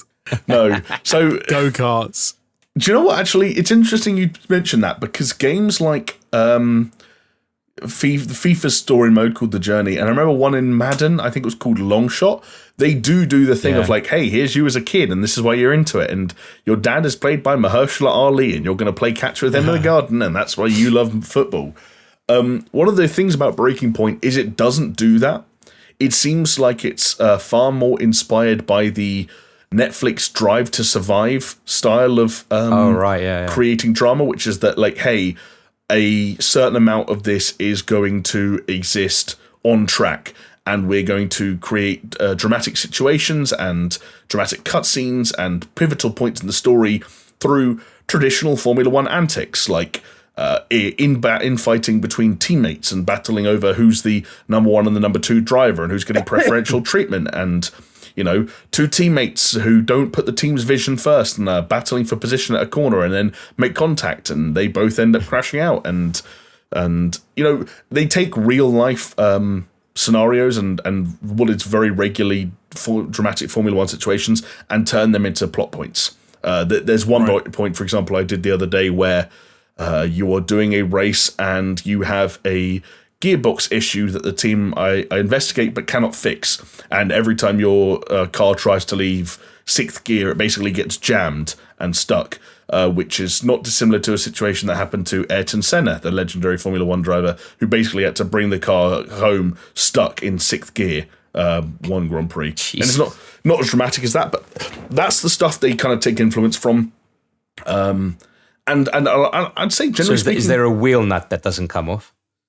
Do you know? So I'm expecting something like that to happen. I was in a race the other day where your tires are absolutely shot, but your teammate has priority in the pit window, even though they're behind you in the race, because that's the strategy.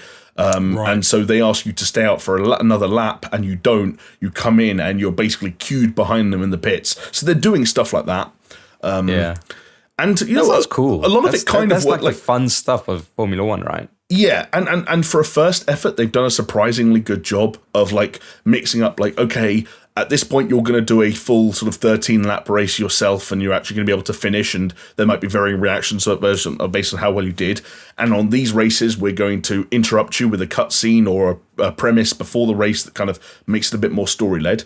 That stuff's all fine. Where its shortcomings are is that, and it's funny you mentioned, Jonesy, Lewis Hamilton growing up, go-karting, the influence of his dad. It feels like the game can't tell how much it wants to touch on that sentimental stuff. It can't tell how much it wants to do this sort of like Drive to Survive version of like, hey, Formula One drivers are like fucking jet pilots, and they're honed in, and they're focused, and adrenaline flows, and they get angry, and they get arguments, and everything happens sort of either on the track or in the paddock.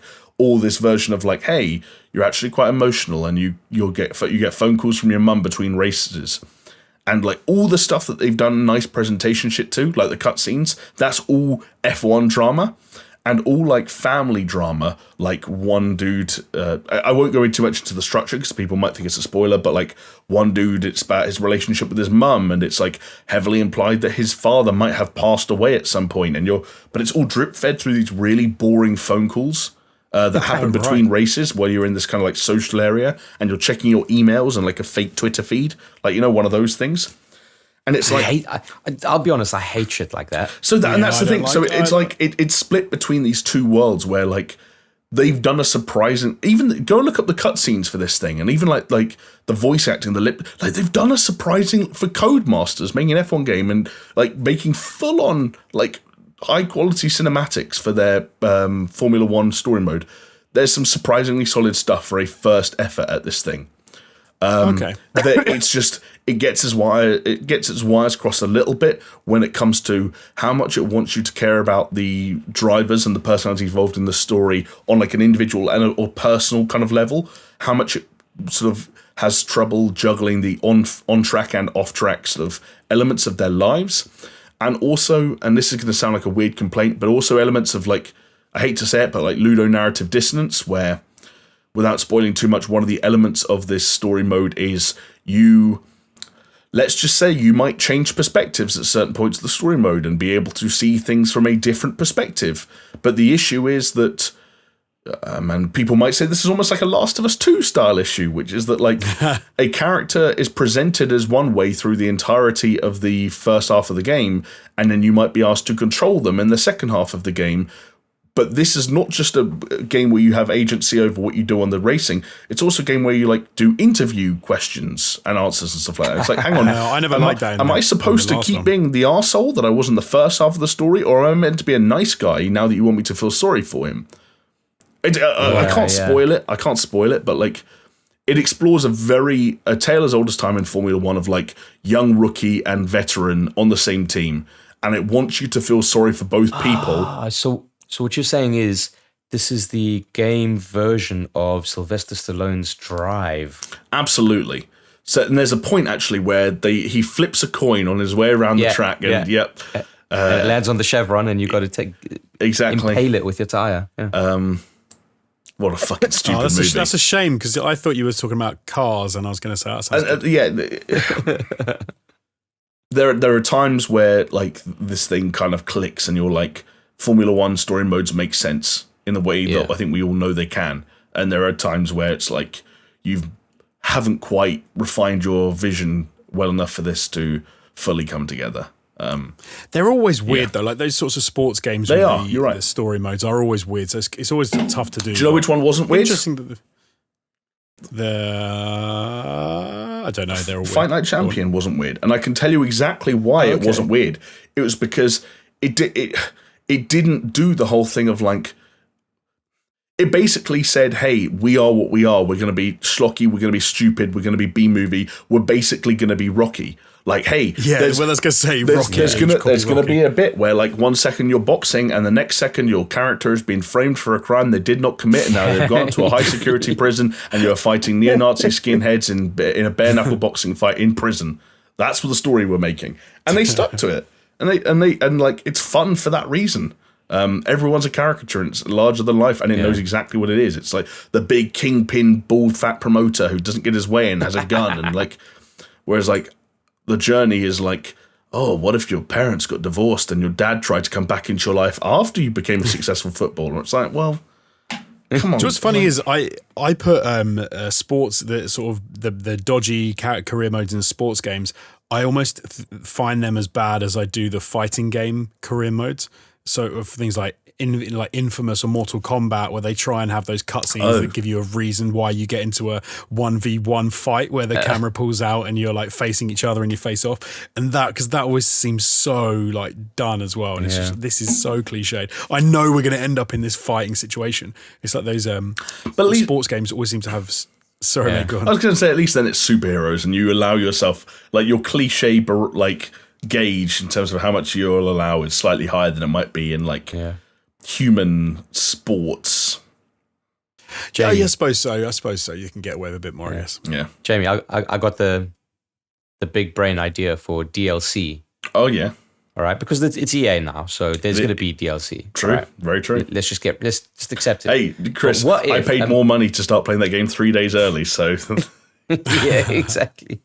What if the DLC packs that they come out with are like famous rivalries through history, so you could do the whole Mika Hakkinen versus Michael Schumacher thing, what?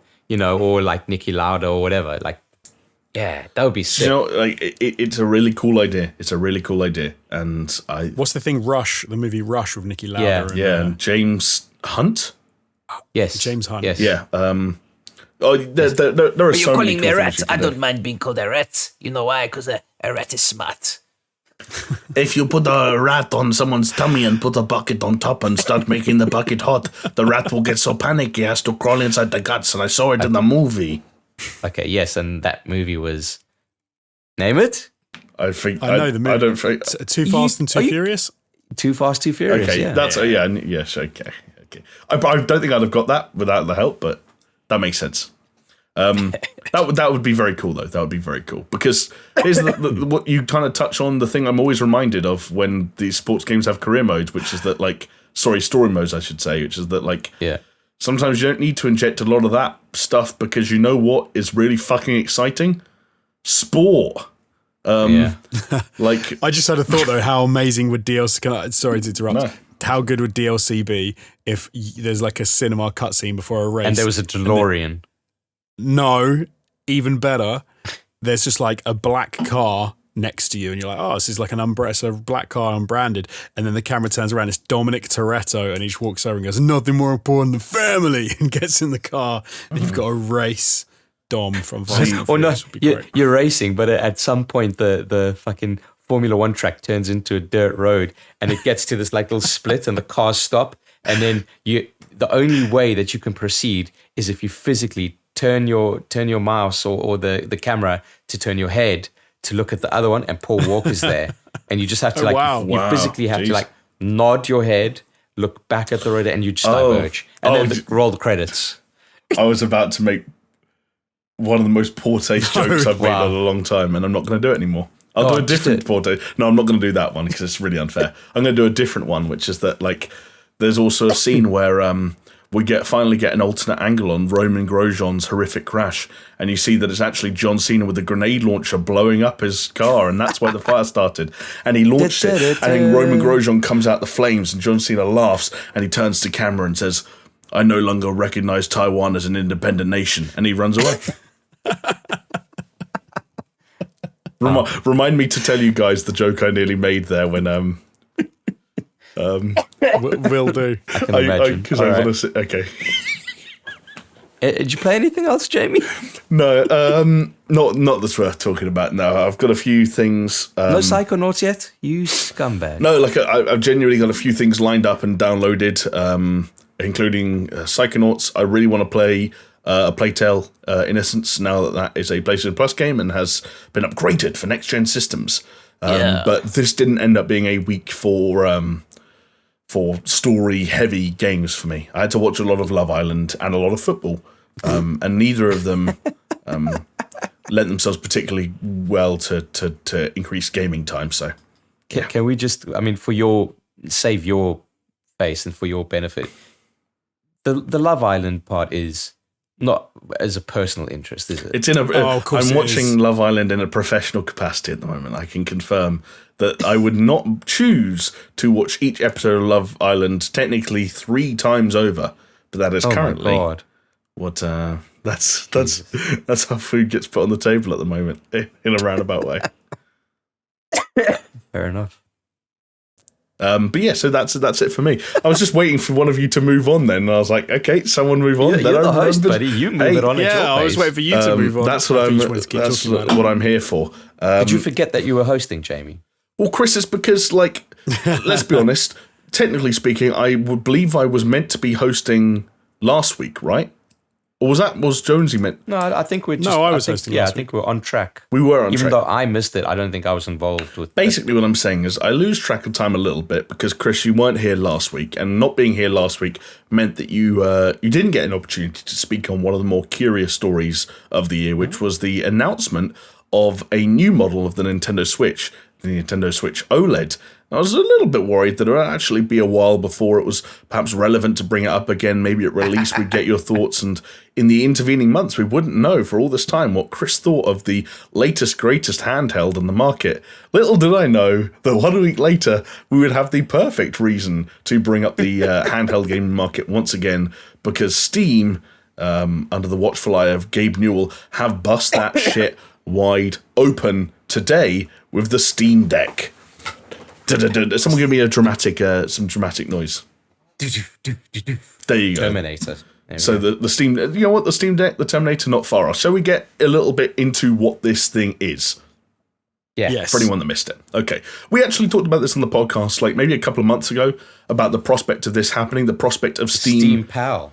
Yeah, the Steam Pal it was called at the time, and I guess we kind of... so glad Can I just say, which is a better name than a fucking Steam Deck. You prefer Steam Pal? What? Yeah, because the problem with Steam Deck is if you search it in Google, it autocorrects to Stream Deck, which is an Elgato peripheral for streamers, okay? And also, depending on your accent, it just sounds like Steam Deck. Steam Deck.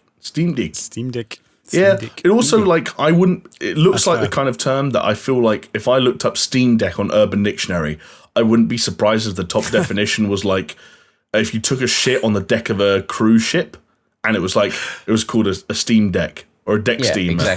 Exactly. It's a terrible name. See, I think you get your partner to sit with their head right back, but sit Steam up, and then Deck. you do it. You lay one there, and it's called a Steam Deck. Steam Deck. Oh God, Chris, that would be such a weird fetish as well. Do it on my collarbone, baby. You know what it is? You remember those dudes that used to do sunbathing in the 80s, and they had those big fucking metal mirrors. Reflectors, yeah. So you shit on the reflector, and but just on the top, but as your poop is solid, but then it starts melting in the sun. Oh my God! And God. it slides down, and then it just kind of smothers you. And then when you stand up, that's your Steam Deck. These all feel like excerpts from that John McAfee documentary on Netflix. R.I.P. I thought you were going to say that it vaporizes on the reflector, so that there's just this odor steam around you. And that's the Steam Deck. Did you guys see that John McAfee thing, the Netflix one from years ago? No. Where there was a really good interview. Did he get murdered on, yet? Yeah, he's dead. He's dead. Yeah, he's dead. Oh, he did. Yeah. Legit. Yeah. Yeah, recently. They committed him suicide. I think he probably committed himself suicide. No, because he killed him. He was just about to get extradited. That's why he did it, I thought. No, he was in prison, dude. He was in prison in a foreign country, and they had confirmed that he was going to get extradited to the US. So he's like, I'm out of here. He has been on record so many times saying that he would never do that. Yeah, but that's exactly what John McAfee would say. And he even got a tattoo on his arm, kind of like saying, dude, watch this fucking documentary. They interview prostitutes who he hired to shit in his mouth. I love it. Dude was a fucking there's legend. There's this hilarious bit where they're interviewing these... Did you just say the dude was a legend? He is a legend. He's a fucking legend. He's a fucking legend. Not Jonesy, that I want prostitutes to shit in my mouth. You look up fucking... The dude's like, he fucking the freest soul that there was at the time. You look up Maverick in the dictionary, it's a picture of John fucking McAfee, let me tell you. Yeah. Which is ironic, given that we all know him for like antivirus software. It seems like you wouldn't expect. I mean, this he dude had to so be. little to do with it. But oh well, there you go. So you said watch the documentary. I watched the documentary. You need to listen to the John McAfee special podcast of the official podcast, which was Critical's. Right. Yes, I know those boys. So they interviewed him when he was like, I think he was on the run. I don't think he was in prison yet. And yeah, it's just some interesting stuff. Oh, it's not on Netflix anymore, apparently. It was called Gringo, The Dangerous Life of John McAfee. Life of John. And there's a bit in it, so they're interviewing all these girls that he had hired to shit in his mouth. There's like 3 of them. And they're all talking about how they shit in his mouth. Can you stop saying that? No, but I'm going to get to my favourite bit. There's one bit where the person interviewing them goes like, did he ever ask you to like just have sex with him, like intercourse? And she's like, no. Like she's like the idea that John McAfee would ever just fucking have sex with someone. No, like, no, John, you shit in his mouth. You don't fuck him. John knows what he wants, and it is not sex. Do you know what? There's something about a man who knows what he wants that I can admire and respect. Apparently, there was a story going around that he swam up a whale's vagina, but he refutes it in the official podcast special. Okay, we need to move on to the gaming-related Steam Deck stuff. What are you talking about? This is quality. But I do need to go to sleep, but yeah. We need to do... So, you need to join our Patreon because I'm telling you, coming soon is Known Murderer. And maybe we'll branch out to Known Murdered. Or known suiciders? Known Suicided. Known Suiciders. Known Suiciders. Yeah. Genuinely, we need to have like a production, because you guys were talking about it the other day and I didn't actually chime in. I think we need a production meeting before because like there was a point in this conversation the other day. We should call it the Dead Celebs podcast. Dead Celebs. And then we have all sorts of stuff. But you see, Murderer, you say that I'm just entirely a lot. Also, Matthew Broderick is alive and well. Yeah, but he's a known murderer. That's the whole USP for me. It's like the fact that he's alive and we are calling him a known murderer because it's true. That's the USP. It's not trying to like, that's what interests me. It's not like trying to hide behind it. It's like, dead celebs. Something tells me that by the time we come to publishing thing, it's going to be called Known Murderers in parentheses, allegedly. Allegedly. No, allegedly. Cover our backs. Known murderer. No, fucking Caitlyn Jenner. Go hard or go home. Matthew Broderick. Laura Bush. If I commit suicide, it's Matthew Broderick, okay? Because he's coming after me because I'm going to expose the true nature of his devilish ways. Yeah. Matthew Broderick is going to John McAfee Chris. Keep an eye out for the upcoming documentary Gringo: The Dangerous Life of Christianitas. Anyway, Greco. Sorry. Anyone who wanted to hear about the Steam Deck, we apologise for that weird aside. God, you know what, Jonesy? You literally. I kind of feel that that's why people come to us, is for that shit there, rather than, the Steam Deck and it's got a 1280 by 800 display. You're probably right. It's funny you mentioned that display, Chris, because that is one of the features of Valve's upcoming Steam Deck, which when we broke it down in layman's terms a little while ago, when it was just a confirmed rumor at the time, we kind of called it like Valve's take on the Switch. And I think now that we know what this thing is, it's fair to say that in some respects it's clearly attacking that territory, although it is more complicated like that when you broaden out to everything this thing is and is capable of. So to get the I almost called it the spooky stuff. I don't know, the nerdy stuff, the geeky stuff out the way in terms of specs. We're talking about 4 cores of AMD Zen 2 CPU. Apparently they've been working quite closely with AMD to kind of get the shit up and running and it's all latest gen shit. I don't know the keywords. Just throw a couple of buzzwords out there and hope people ride with you. Like when I say 8 CUs of RDNA 2 GPU, I don't really know what that means, but GPU is something to do with graphics. Probably the graphical processing unit or something of that nature. 16 gigabytes of RAM. What about a CU? Cooling unit. I don't know. Compute unit? Compute unit? I don't know. Oh, look, here's what I'll tell you. That on the video, so basically IGN have kind of had the scoop on this thing, and they're the guys that have gone hands-on and asked Valve about it. So what these specs kind of equate to when it comes to games that they've been playing, they've been talking about relatively recent hits, in fact, such as Control, Doom Eternal's been mentioned, and one they specifically mentioned was Jedi Fallen Order on high, at acceptable frame rates. And what Valve are saying is that while apparently if you do teraflops to teraflops, we're talking about a PlayStation 4/Xbox One level of power. But what the key thing is that we're talking about a 720p or an 800p display, which is significantly lower resolution than your TV might be, which is how they're getting games to run efficiently.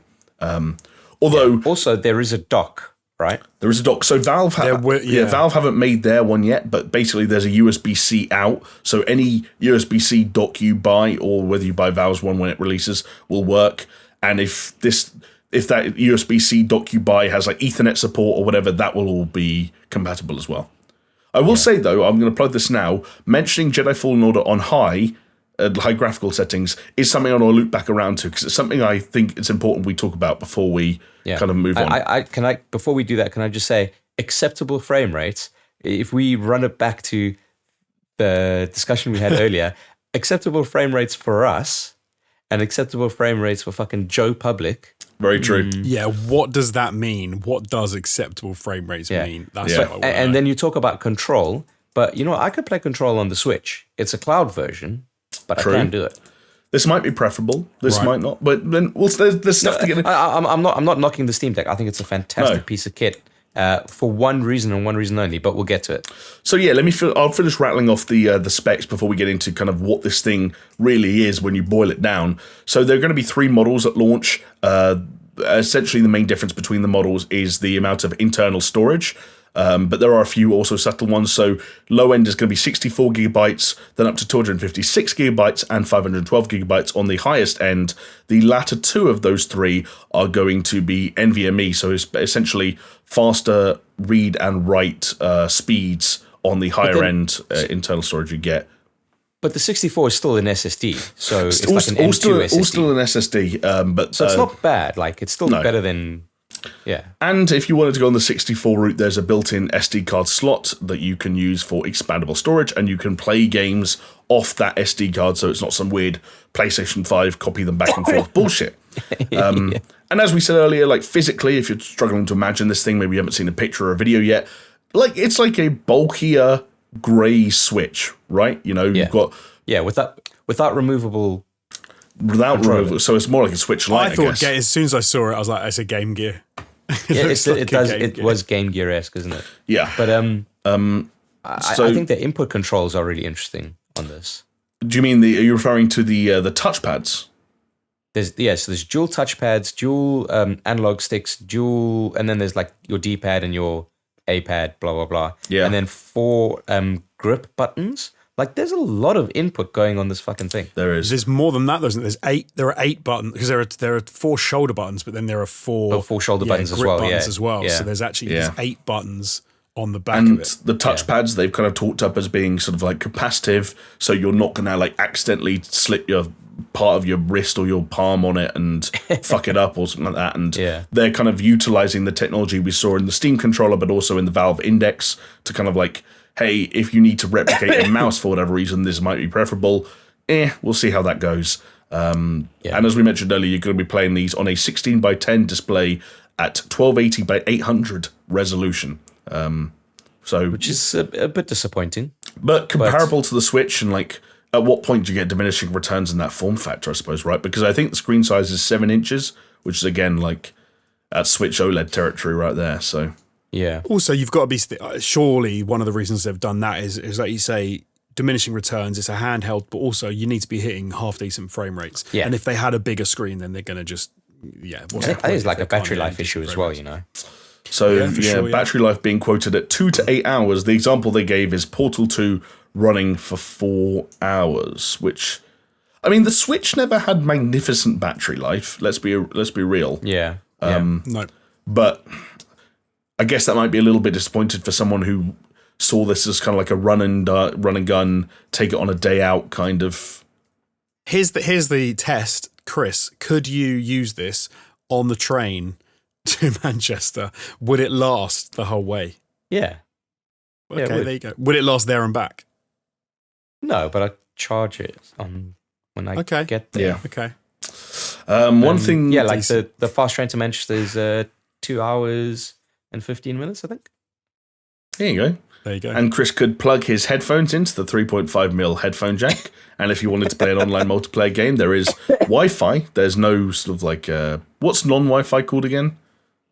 LAN, Ethernet. No, like they call like mobile. Yeah, mobile, like you know. when you buy an iPad, it's like Wi-Fi or Wi-Fi plus something, and there's a word for it. Does it begin with a C? Oh, this is gonna be one of those moments where someone at home is going to be Is it listening. just mobile enabled? Cellular. That's what they say. Cellular. Wow, what a world we live in that we fucking struggle to remember the fucking word. To be fair, cellular. we don't call them cell phones, so the word cellular isn't really in our vocab. We call them mobile phones because that's what they are. You call them mobile phones. Yeah. That's a cell phone, buddy. That's a cell phone. Oh yeah, just give me the fucking flip phone. I mean, there was a time. But it is Wi-Fi only, so no cellular, even if you did want to fork out more. It's also, again, for anyone wondering, you might have been wondering because it's Valve and things get weird. This is a closed-off system in terms of like physical components, so you can't upgrade any of the components. You can't upgrade like the amount of RAM, which I believe they said is 16 gigs. You can't. In fact, I already said that. Yeah, you can't upgrade the GPU, the CPU, internal storage, and so on and so forth. But the thing that is interesting about the Steam Deck, which is a reason we've been holding off conversation up till now, in my opinion at least, is that while it is a closed-off sort of system in terms of its components physically, it is absolutely not a closed-off system in pretty much any other regard. And one of the strange things about the Steam Deck is it's got this look. You're going to see it. You're going to look at pictures in magazines or on the internet. You're going to see this device that Valve have created. You're going to see it running probably Steam OS and all this promotional material, this sort of like very Switch-looking lineup of games, the titles you'd expect.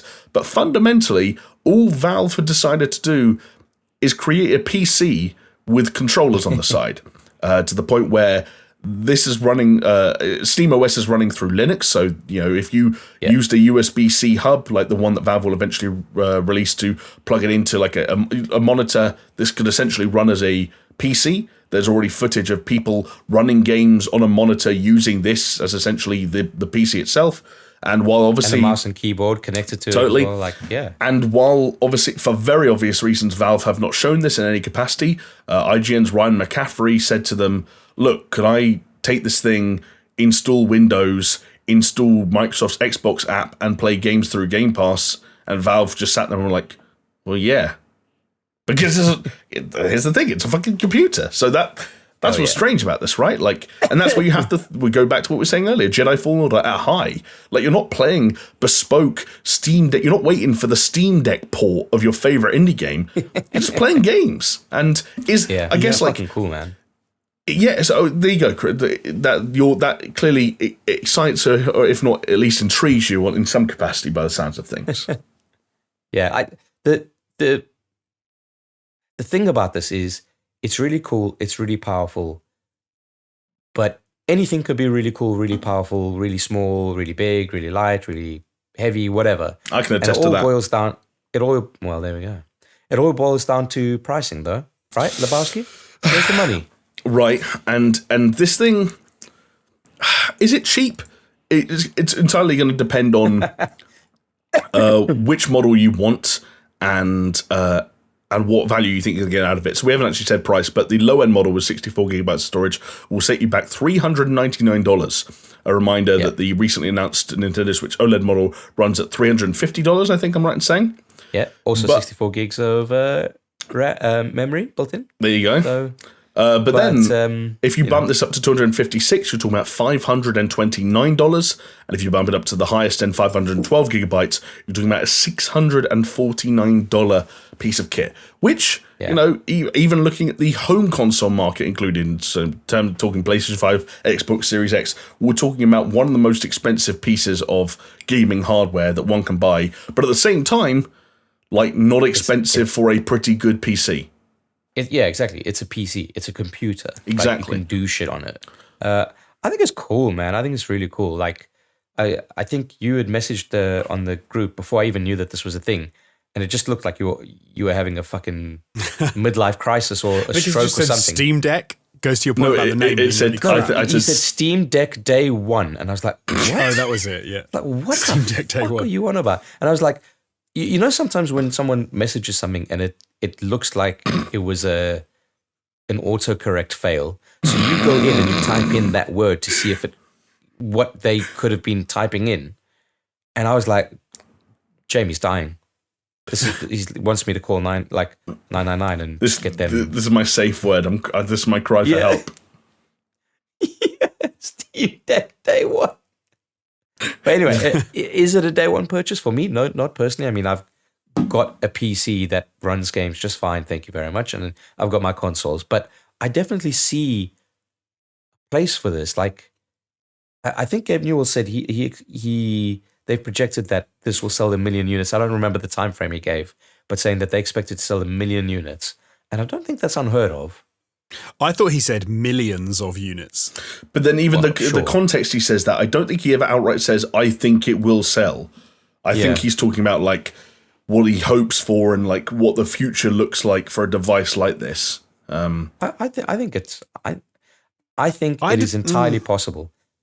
At a price point that's only $50 more than a Switch OLED. Come on. Yeah. You're getting a lot here. Keep in mind how cheap games are, Steam sales, free games. I believe without even having to install Windows, I think you can install. I was reading you can install the Epic Game Store as well because it's kind of friendly with Linux. Oh, okay. Yeah. Yeah. So, you're getting a lot for a little. You really agree. are. I just wonder. Can I give you Gabe Newell's line just before? So this was his about how many units. He said, "Our view is if we're doing this right, we're going to be selling these in millions of units." Yeah. When I hear that, when I hear him make a comment like that, the only thing that I can possibly think of is that he's looking at the market for the Nintendo Switch and saying, that's what we're walking into. That's what we're wading into. And we're doing exactly what Chris just said. We're coming in as this product and said, hey, you know how Nintendo are charging you $350 for a product that just increases the screen at a cost per unit for them of just $10, and they're charging this much? If you spend $50 more, you get what the Nintendo Switch Pro, not just what the Nintendo Switch Pro should have been, but probably more than the Nintendo Switch Pro could have been. Oh, yeah. And if you're willing to sacrifice the Nintendo first party, you get a far bigger library of games. Which you probably already have. Which is accumulated anyway. But then that's why I'm a little bit surprised that we're talking quite as much as we are, or at least the IGN coverage was quite as fascinated as it was about. I don't think it's in Valve's interests to advertise this as a portable PC, because the more people think about it that way, the more people think about hang on, there have been other bits of hardware that have essentially been this. There are some people who might have very small or very slight or very uneven, fucking flexible laptops who might just say, well, I'll just fucking buy a Bluetooth controller and, whatever. I think you've got to look. I think if they want those millions, they've got to try and barge in on Nintendo's territory, which is about advertising this as an extremely the most powerful handheld system on the market with a fantastic library of games. But I don't know if they can do. Can they do that? Maybe. How Valve hardly ever advertise, so that's the thing. And Valve's hardware is it's good, but its success stories are sketchy, right? Yeah, but think about this. Okay, so their success story in terms of hardware is the Valve Index, which they're just consistently sold out of, right? Yeah. But where have they advertised it? Nowhere other than the Steam page. Yeah, it's still the only place. Oh no, it's not. Yeah. And press release is fine, which is how we kind of got this. Like, this is their advertising for this, but they're not going to you're not going to be watching TV and it's going to be like, coming this December, fucking this Steam Deck on your chest. It's exactly. Like, no. Because the other weird thing is like the Valve Index can have killer apps because you could take a product like Half-Life Alyx and say like, hey, look, boys, like it's compatible with a lot of shit, but you want to play this fucking thing on the Index. There's not going to be a game that like runs best on like it's impossible to make a killer app for the Steam Deck because every single product that is on the Steam Deck runs better on a PC. And the only USP is like, oh, I hope it runs okay on a Steam Deck. Like the next Cyberpunk comes out, like it can't be a Steam Deck, killer app. All it can be is that like, if you put it on medium to low settings, it runs at 30 frames a second, and you're playing Cyberpunk handheld. Does that sell to people? Yeah, I don't know. Depends how well you can communicate it. Are Valve the company to communicate it? Nope. Jonesy, they're not. I've been quiet. I know. I feel very quiet. You're like the classic Simpsons analogy of the man in the white suit. Yeah. I don't want to think this, but it's trash. Wow. Yeah. Wow. Yeah. Wow. I love it. I like Valve. I like a lot of what they do. I like Steam. I think it's a fantastic platform. I would love them to bring out something which I think is a really cool product. They've not got a great history of bringing out hardware except for their like VR stuff, which is, I suppose, because they are the only place to really go nowadays, I guess, for the top end, VR, but it's insanely expensive as a tiny market share, unfortunately.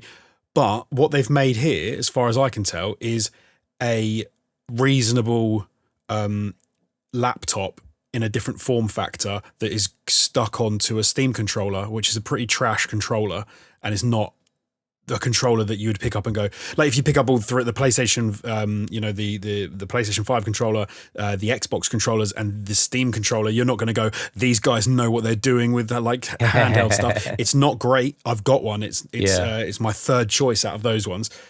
You then give me the stats of how this thing runs, and I know they want me to think Switch. I know they're trying to, Switch. It's like a Switch. It's an NVIDIA Shield. Like, you want to give me a bad way to play PC games. I think that's the reason Switch works. But why does the Switch work? The Switch doesn't work because it runs PC games crapper than every other PC runs the same games. It runs because it plays Animal Crossing, because it plays Mario, because it plays first-party Nintendo games that we all want to play. And Nintendo have a massive market share, and we will buy those games on that system and then cry for the rest of the year because they don't release enough games for it. And we will sort of fill a void in ourselves by rebuying games that we already have on other systems to say, well, I've got to use my Switch for something, so I guess I'll use it for these until Nintendo put out something else I'm going to play. I like everything.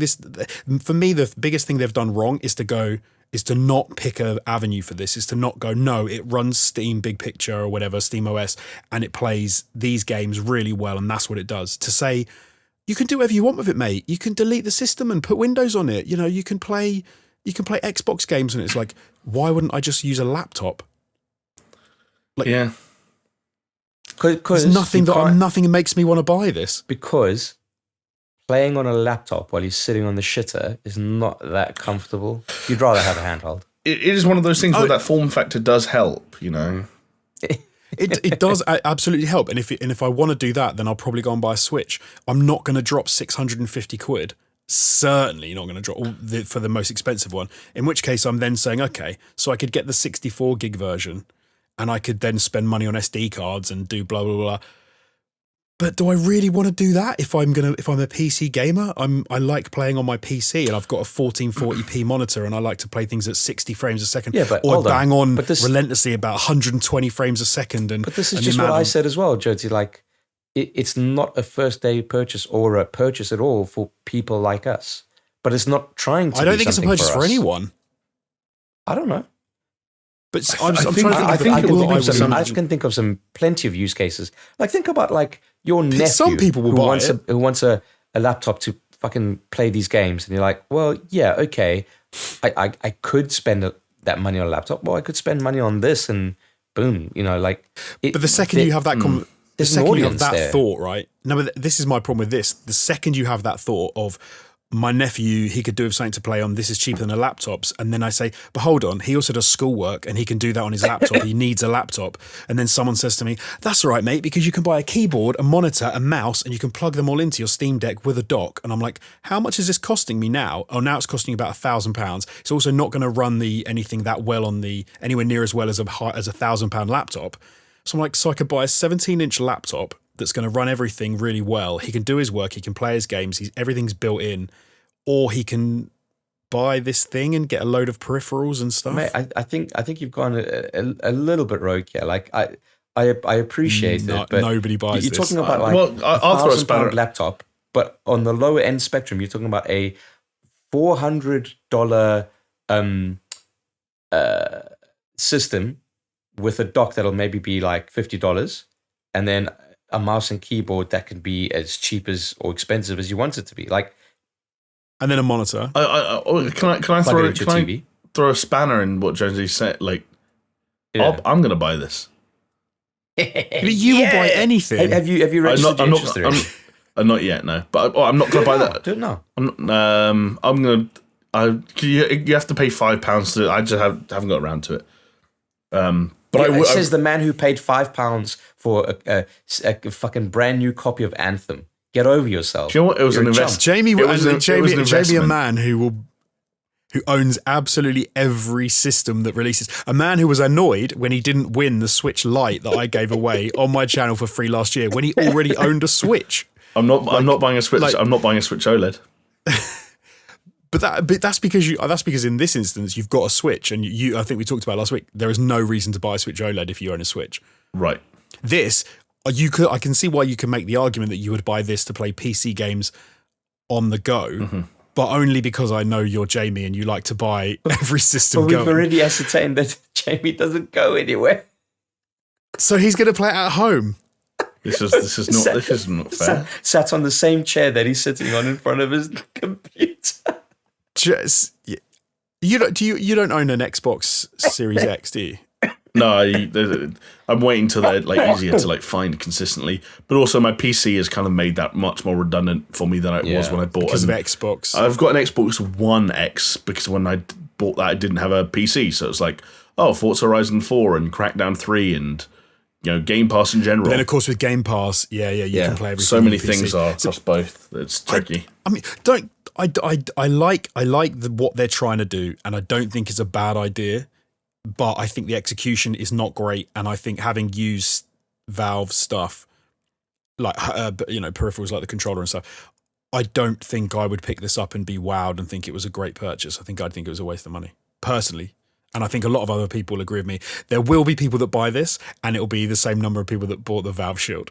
I think I don't know, dude. Like you tell me a $399 PC, I'm like, that's powerful enough to run these games. I'd be like, yeah. I disagree. I don't think that's how. I think that works for you, Chris. I don't think that's how you promote this thing to be successful. I think if you're talking about millions, you need to be the thing that muscles the Switch. And you muscle the Switch. I think you aim to sell this to customers who buy it without even knowing that it is an open system. Honestly, do you think so? You're key. saying that. But you're saying that, Jamie. Do you think that? So I said, for example, for me, the thing that makes the Switch win hands down is Nintendo and the first party Nintendo games. Do you think that this would have any bearing on the fact that this doesn't have any special games that you can't play anywhere else? So I mentioned earlier that one of the issues the Steam Deck will always have as long as it exists is it cannot have a killer app. There's not going to be a Steam Deck exclusive. It's also technically impossible to make a game that even runs best on Steam Deck. Like, there will never be a game that is either exclusive to or best played on this device, ever in its existence. That is a problem from the word go. And do you remember we did it when we talked about the Steam Pal at the time? Do you remember we did that experiment where we looked at the top 10 best-selling games for the Nintendo Switch, and they were all Nintendo exclusives? Of course that's an issue. But if you're telling me games like Skyrim and Minecraft and Dead Cells and The Witcher 3 and so on and so forth don't also sell in the millions on the Nintendo eStore, I'd almost guarantee they do. And would people like to play games like that in a handheld format but better? Yes, I can tell you that they do because I want to personally. I wanted to load up The Witcher 3 on the Nintendo Switch and be pleasantly surprised by how it looked and ran, and it wasn't. And I think fundamentally the Steam Deck is shaping up to be a device that can probably play The Witcher 3 on high PC specs at probably around the 60 frames a second mark. Yeah. Which is my issue with with what they're doing with that sort of argument would be, you play those games on the Switch because, like I said, there's not enough first-party stuff to play on the Switch, and it doesn't play PC games particularly well that have been ported over. Like you said, it doesn't play; they don't look that great, etc. My issue with this is you don't buy this to play old games which have been out on other systems just so you can move them around. Some people will for sure. I don't think it's millions. I think it's 500,000 if they're lucky. I think that's very possible. I think, but then you also get into the weird thing of like Valve can access your Steam library and tap into the potential draw of that. And it's like, I agree that it seems crazy to buy a console to play old games, but when you're buying a console to play hundreds of old games, then maybe it becomes a little bit more of a draw. As someone, we all have pretty stacked Steam libraries by now, and it's like the prospect of playing some of those games again handheld might sound pretty cool. I think also it's going to be interesting just to see how this thing can keep up with new releases in terms of visual fidelity and performance. If it turns out that it's an absolute shitter, then that's might be a problem. But if it turns out that it's competent, then that could actually be the inverse, where all of a sudden, if this thing can competently run new releases, then maybe it does end up being some people's preferred place to play.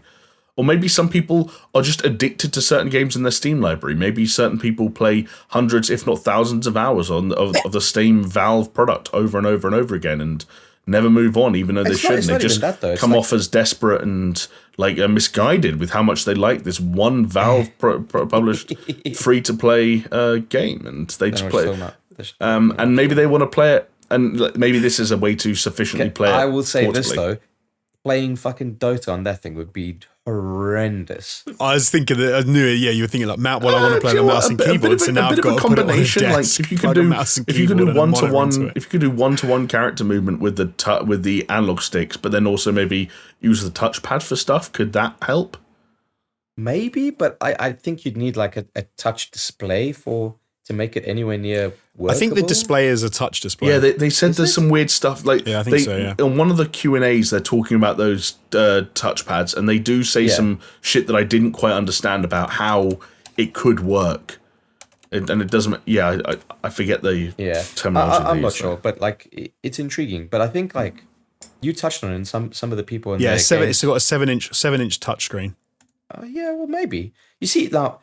That would interest me then. If here's the issue with all of this though, fellas. You can't go into a store and pick it up and try it and kind of say, how does it feel? How are these controllers? It's like, no, fucking order one, you little bitch. And if you like it, you like it. Well, they've got a bit of an issue as well, because I know they were asked the question specifically around the supply problems that have been going around at the moment with like chips and things, and they said that the way they're going to have to do it is effectively that you sort of like pre-order, or you say that you want one, and then as they become available, the orders get fulfilled. So in a lot of respects, they don't even have the option to do it, I suppose, it's because currently, they're sort of... It's currently, like Jamie said, you have to pay a nominal amount to get it onto your wish list, your Steam wish list, and then that's how you will be able to buy it coming out in December. And right? I think the first wave of people are only eligible to do that if they have made a purchase on Steam prior to June.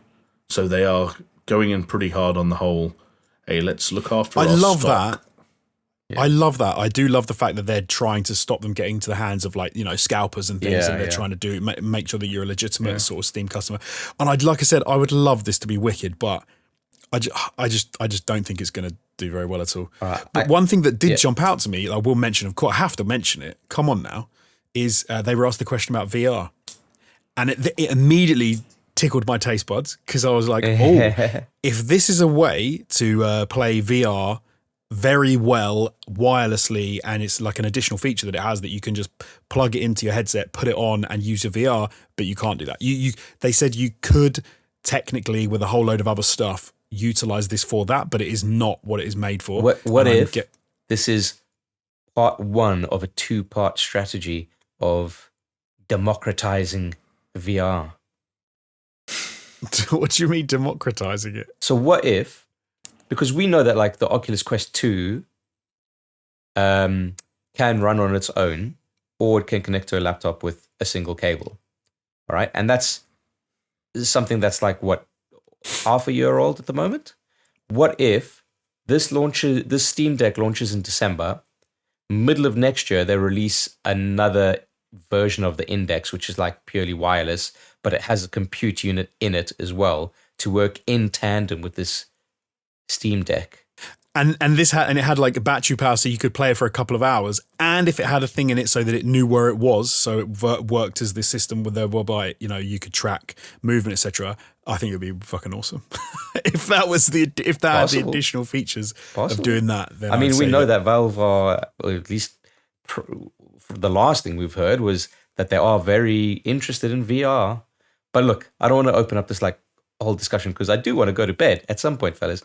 But for my sins, I have one question to ask you, because the last time that we covered the Steam Pal news, one of the things that we thought was like, what if it was a really fucking cheap device where it was like just a screen and a Steam link that just connects to your existing PC or laptop or whatever? Do you think that would have been a better product than this?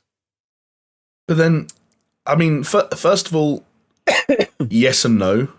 Like, yes, in terms of like different products, yeah. But like, yes, in terms of like, it's great being able to sell something for cheaper, and that functionality may have made more sense because you can get it in more people's hands, and your limiting factor is internet, which is constantly improving and already very good in some places.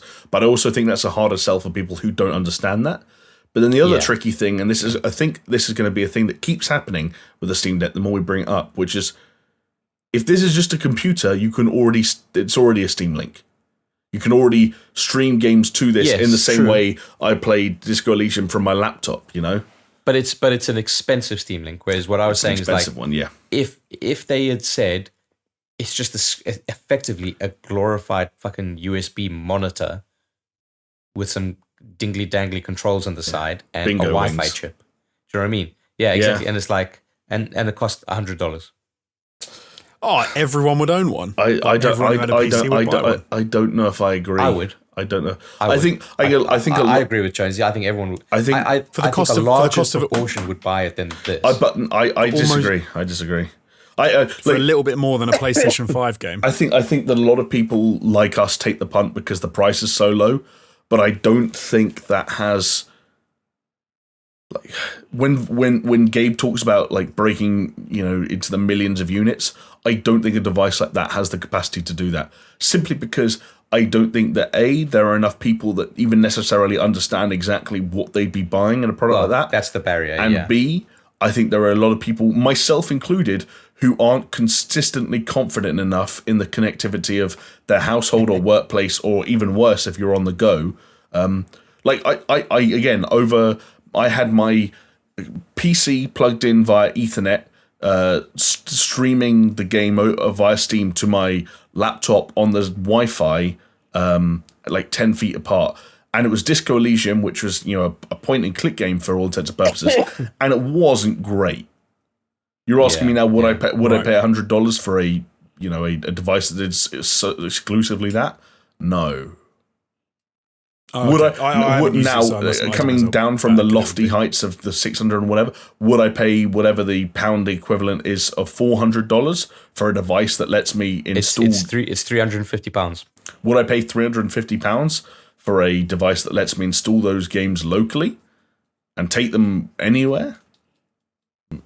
Maybe. Do you know what? It's a funny question. Maybe if the world was different now, I would have a different view of the Steam Deck. But 6G, baby. No, I was going to say in the sense of, because everything's been so locked down, and because I've never moved less in my entire life. Oh, right? yeah. I don't commute anymore. I don't go anywhere. Like I'm 99% like at home. This just seems like such a pointless product.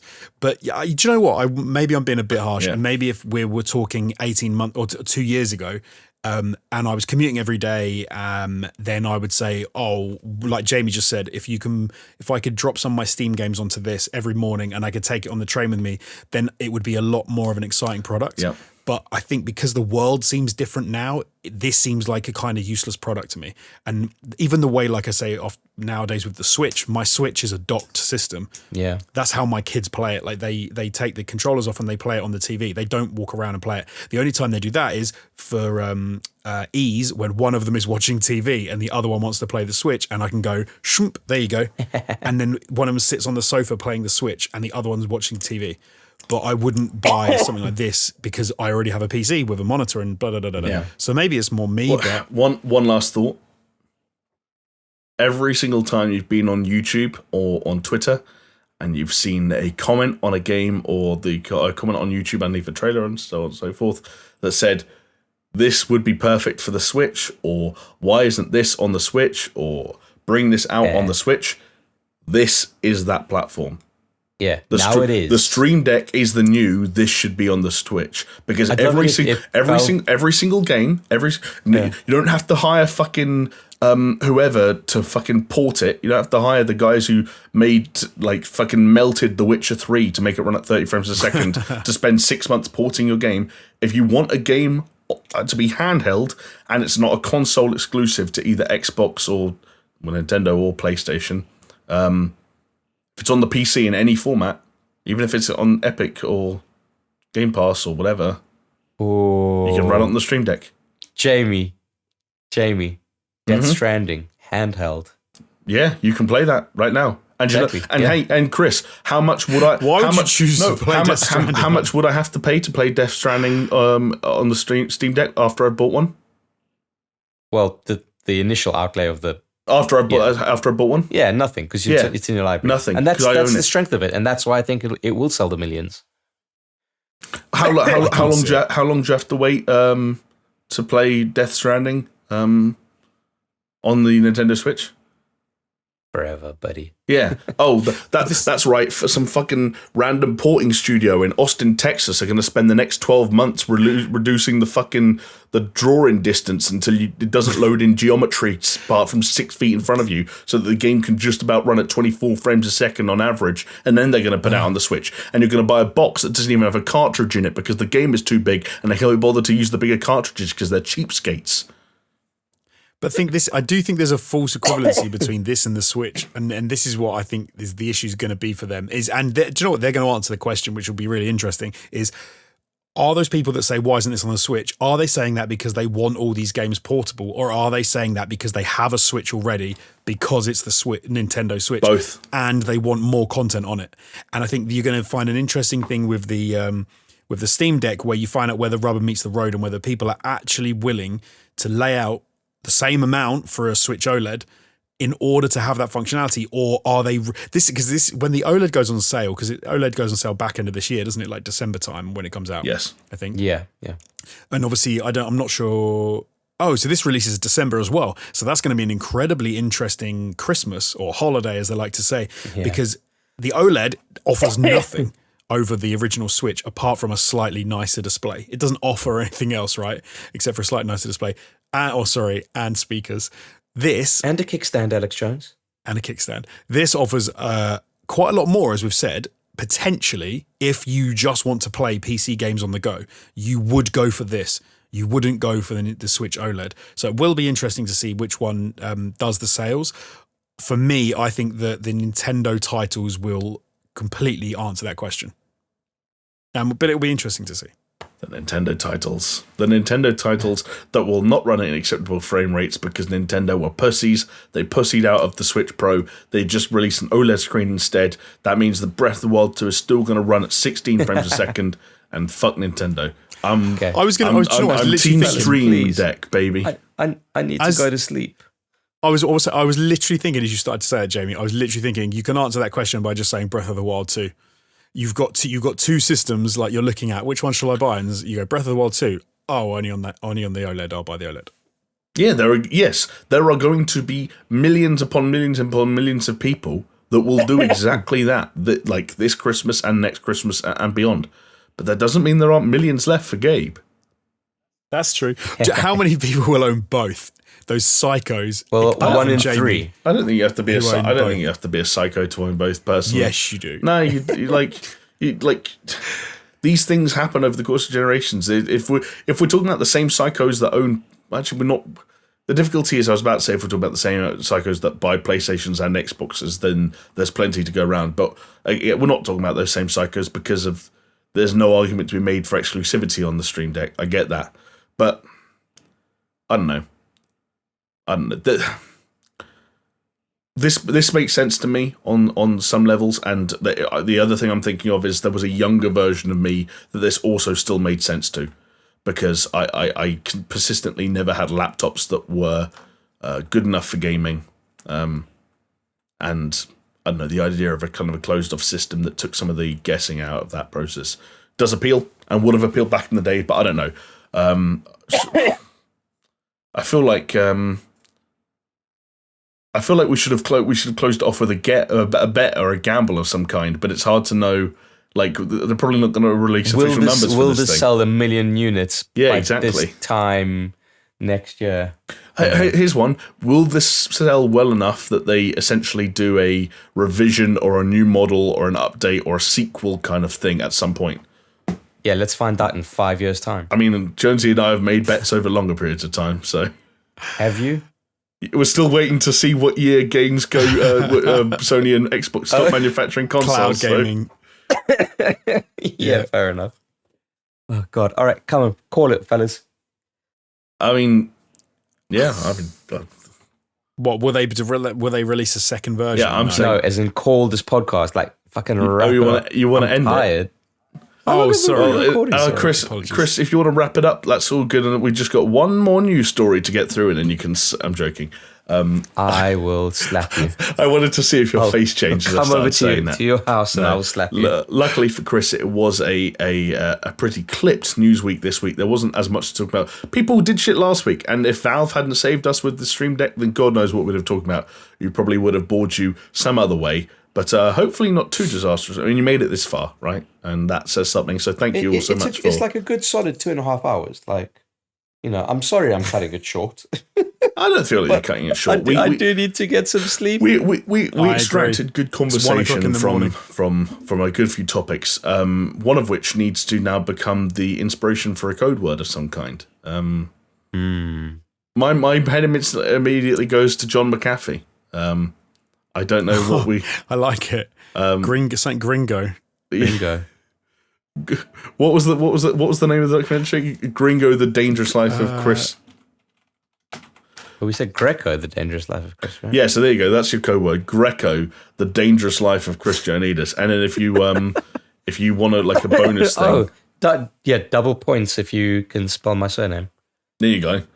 And I'll also accept just sponsored by John McAfee's Steam Deck. I keep saying it wrong. I keep saying Stream Deck. That's not a good sign. You see? Yeah. No, you're fucking auto-correcting yourself. You're not wrong. Anyway, yes, that's your code word. Get it down in the comments down below if you're watching on YouTube. And if you are on YouTube, then hey, maybe like the video. If you haven't already, subscribe to the YouTube channel so you don't miss any future uploads. And of course, you can find us on all the usual places. We're all on Twitter individually. We're on Twitter as a team at SuperShow Pod. We sometimes stream on Twitch. Big shout out to Chris. He's always going at it, maybe once every 3 weeks. Always. Yeah, so twitch.tv/Hot Panic for that.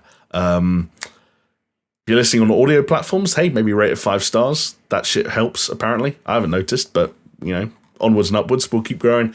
And we'll be back again next week with more bullshit. Bye. See ya.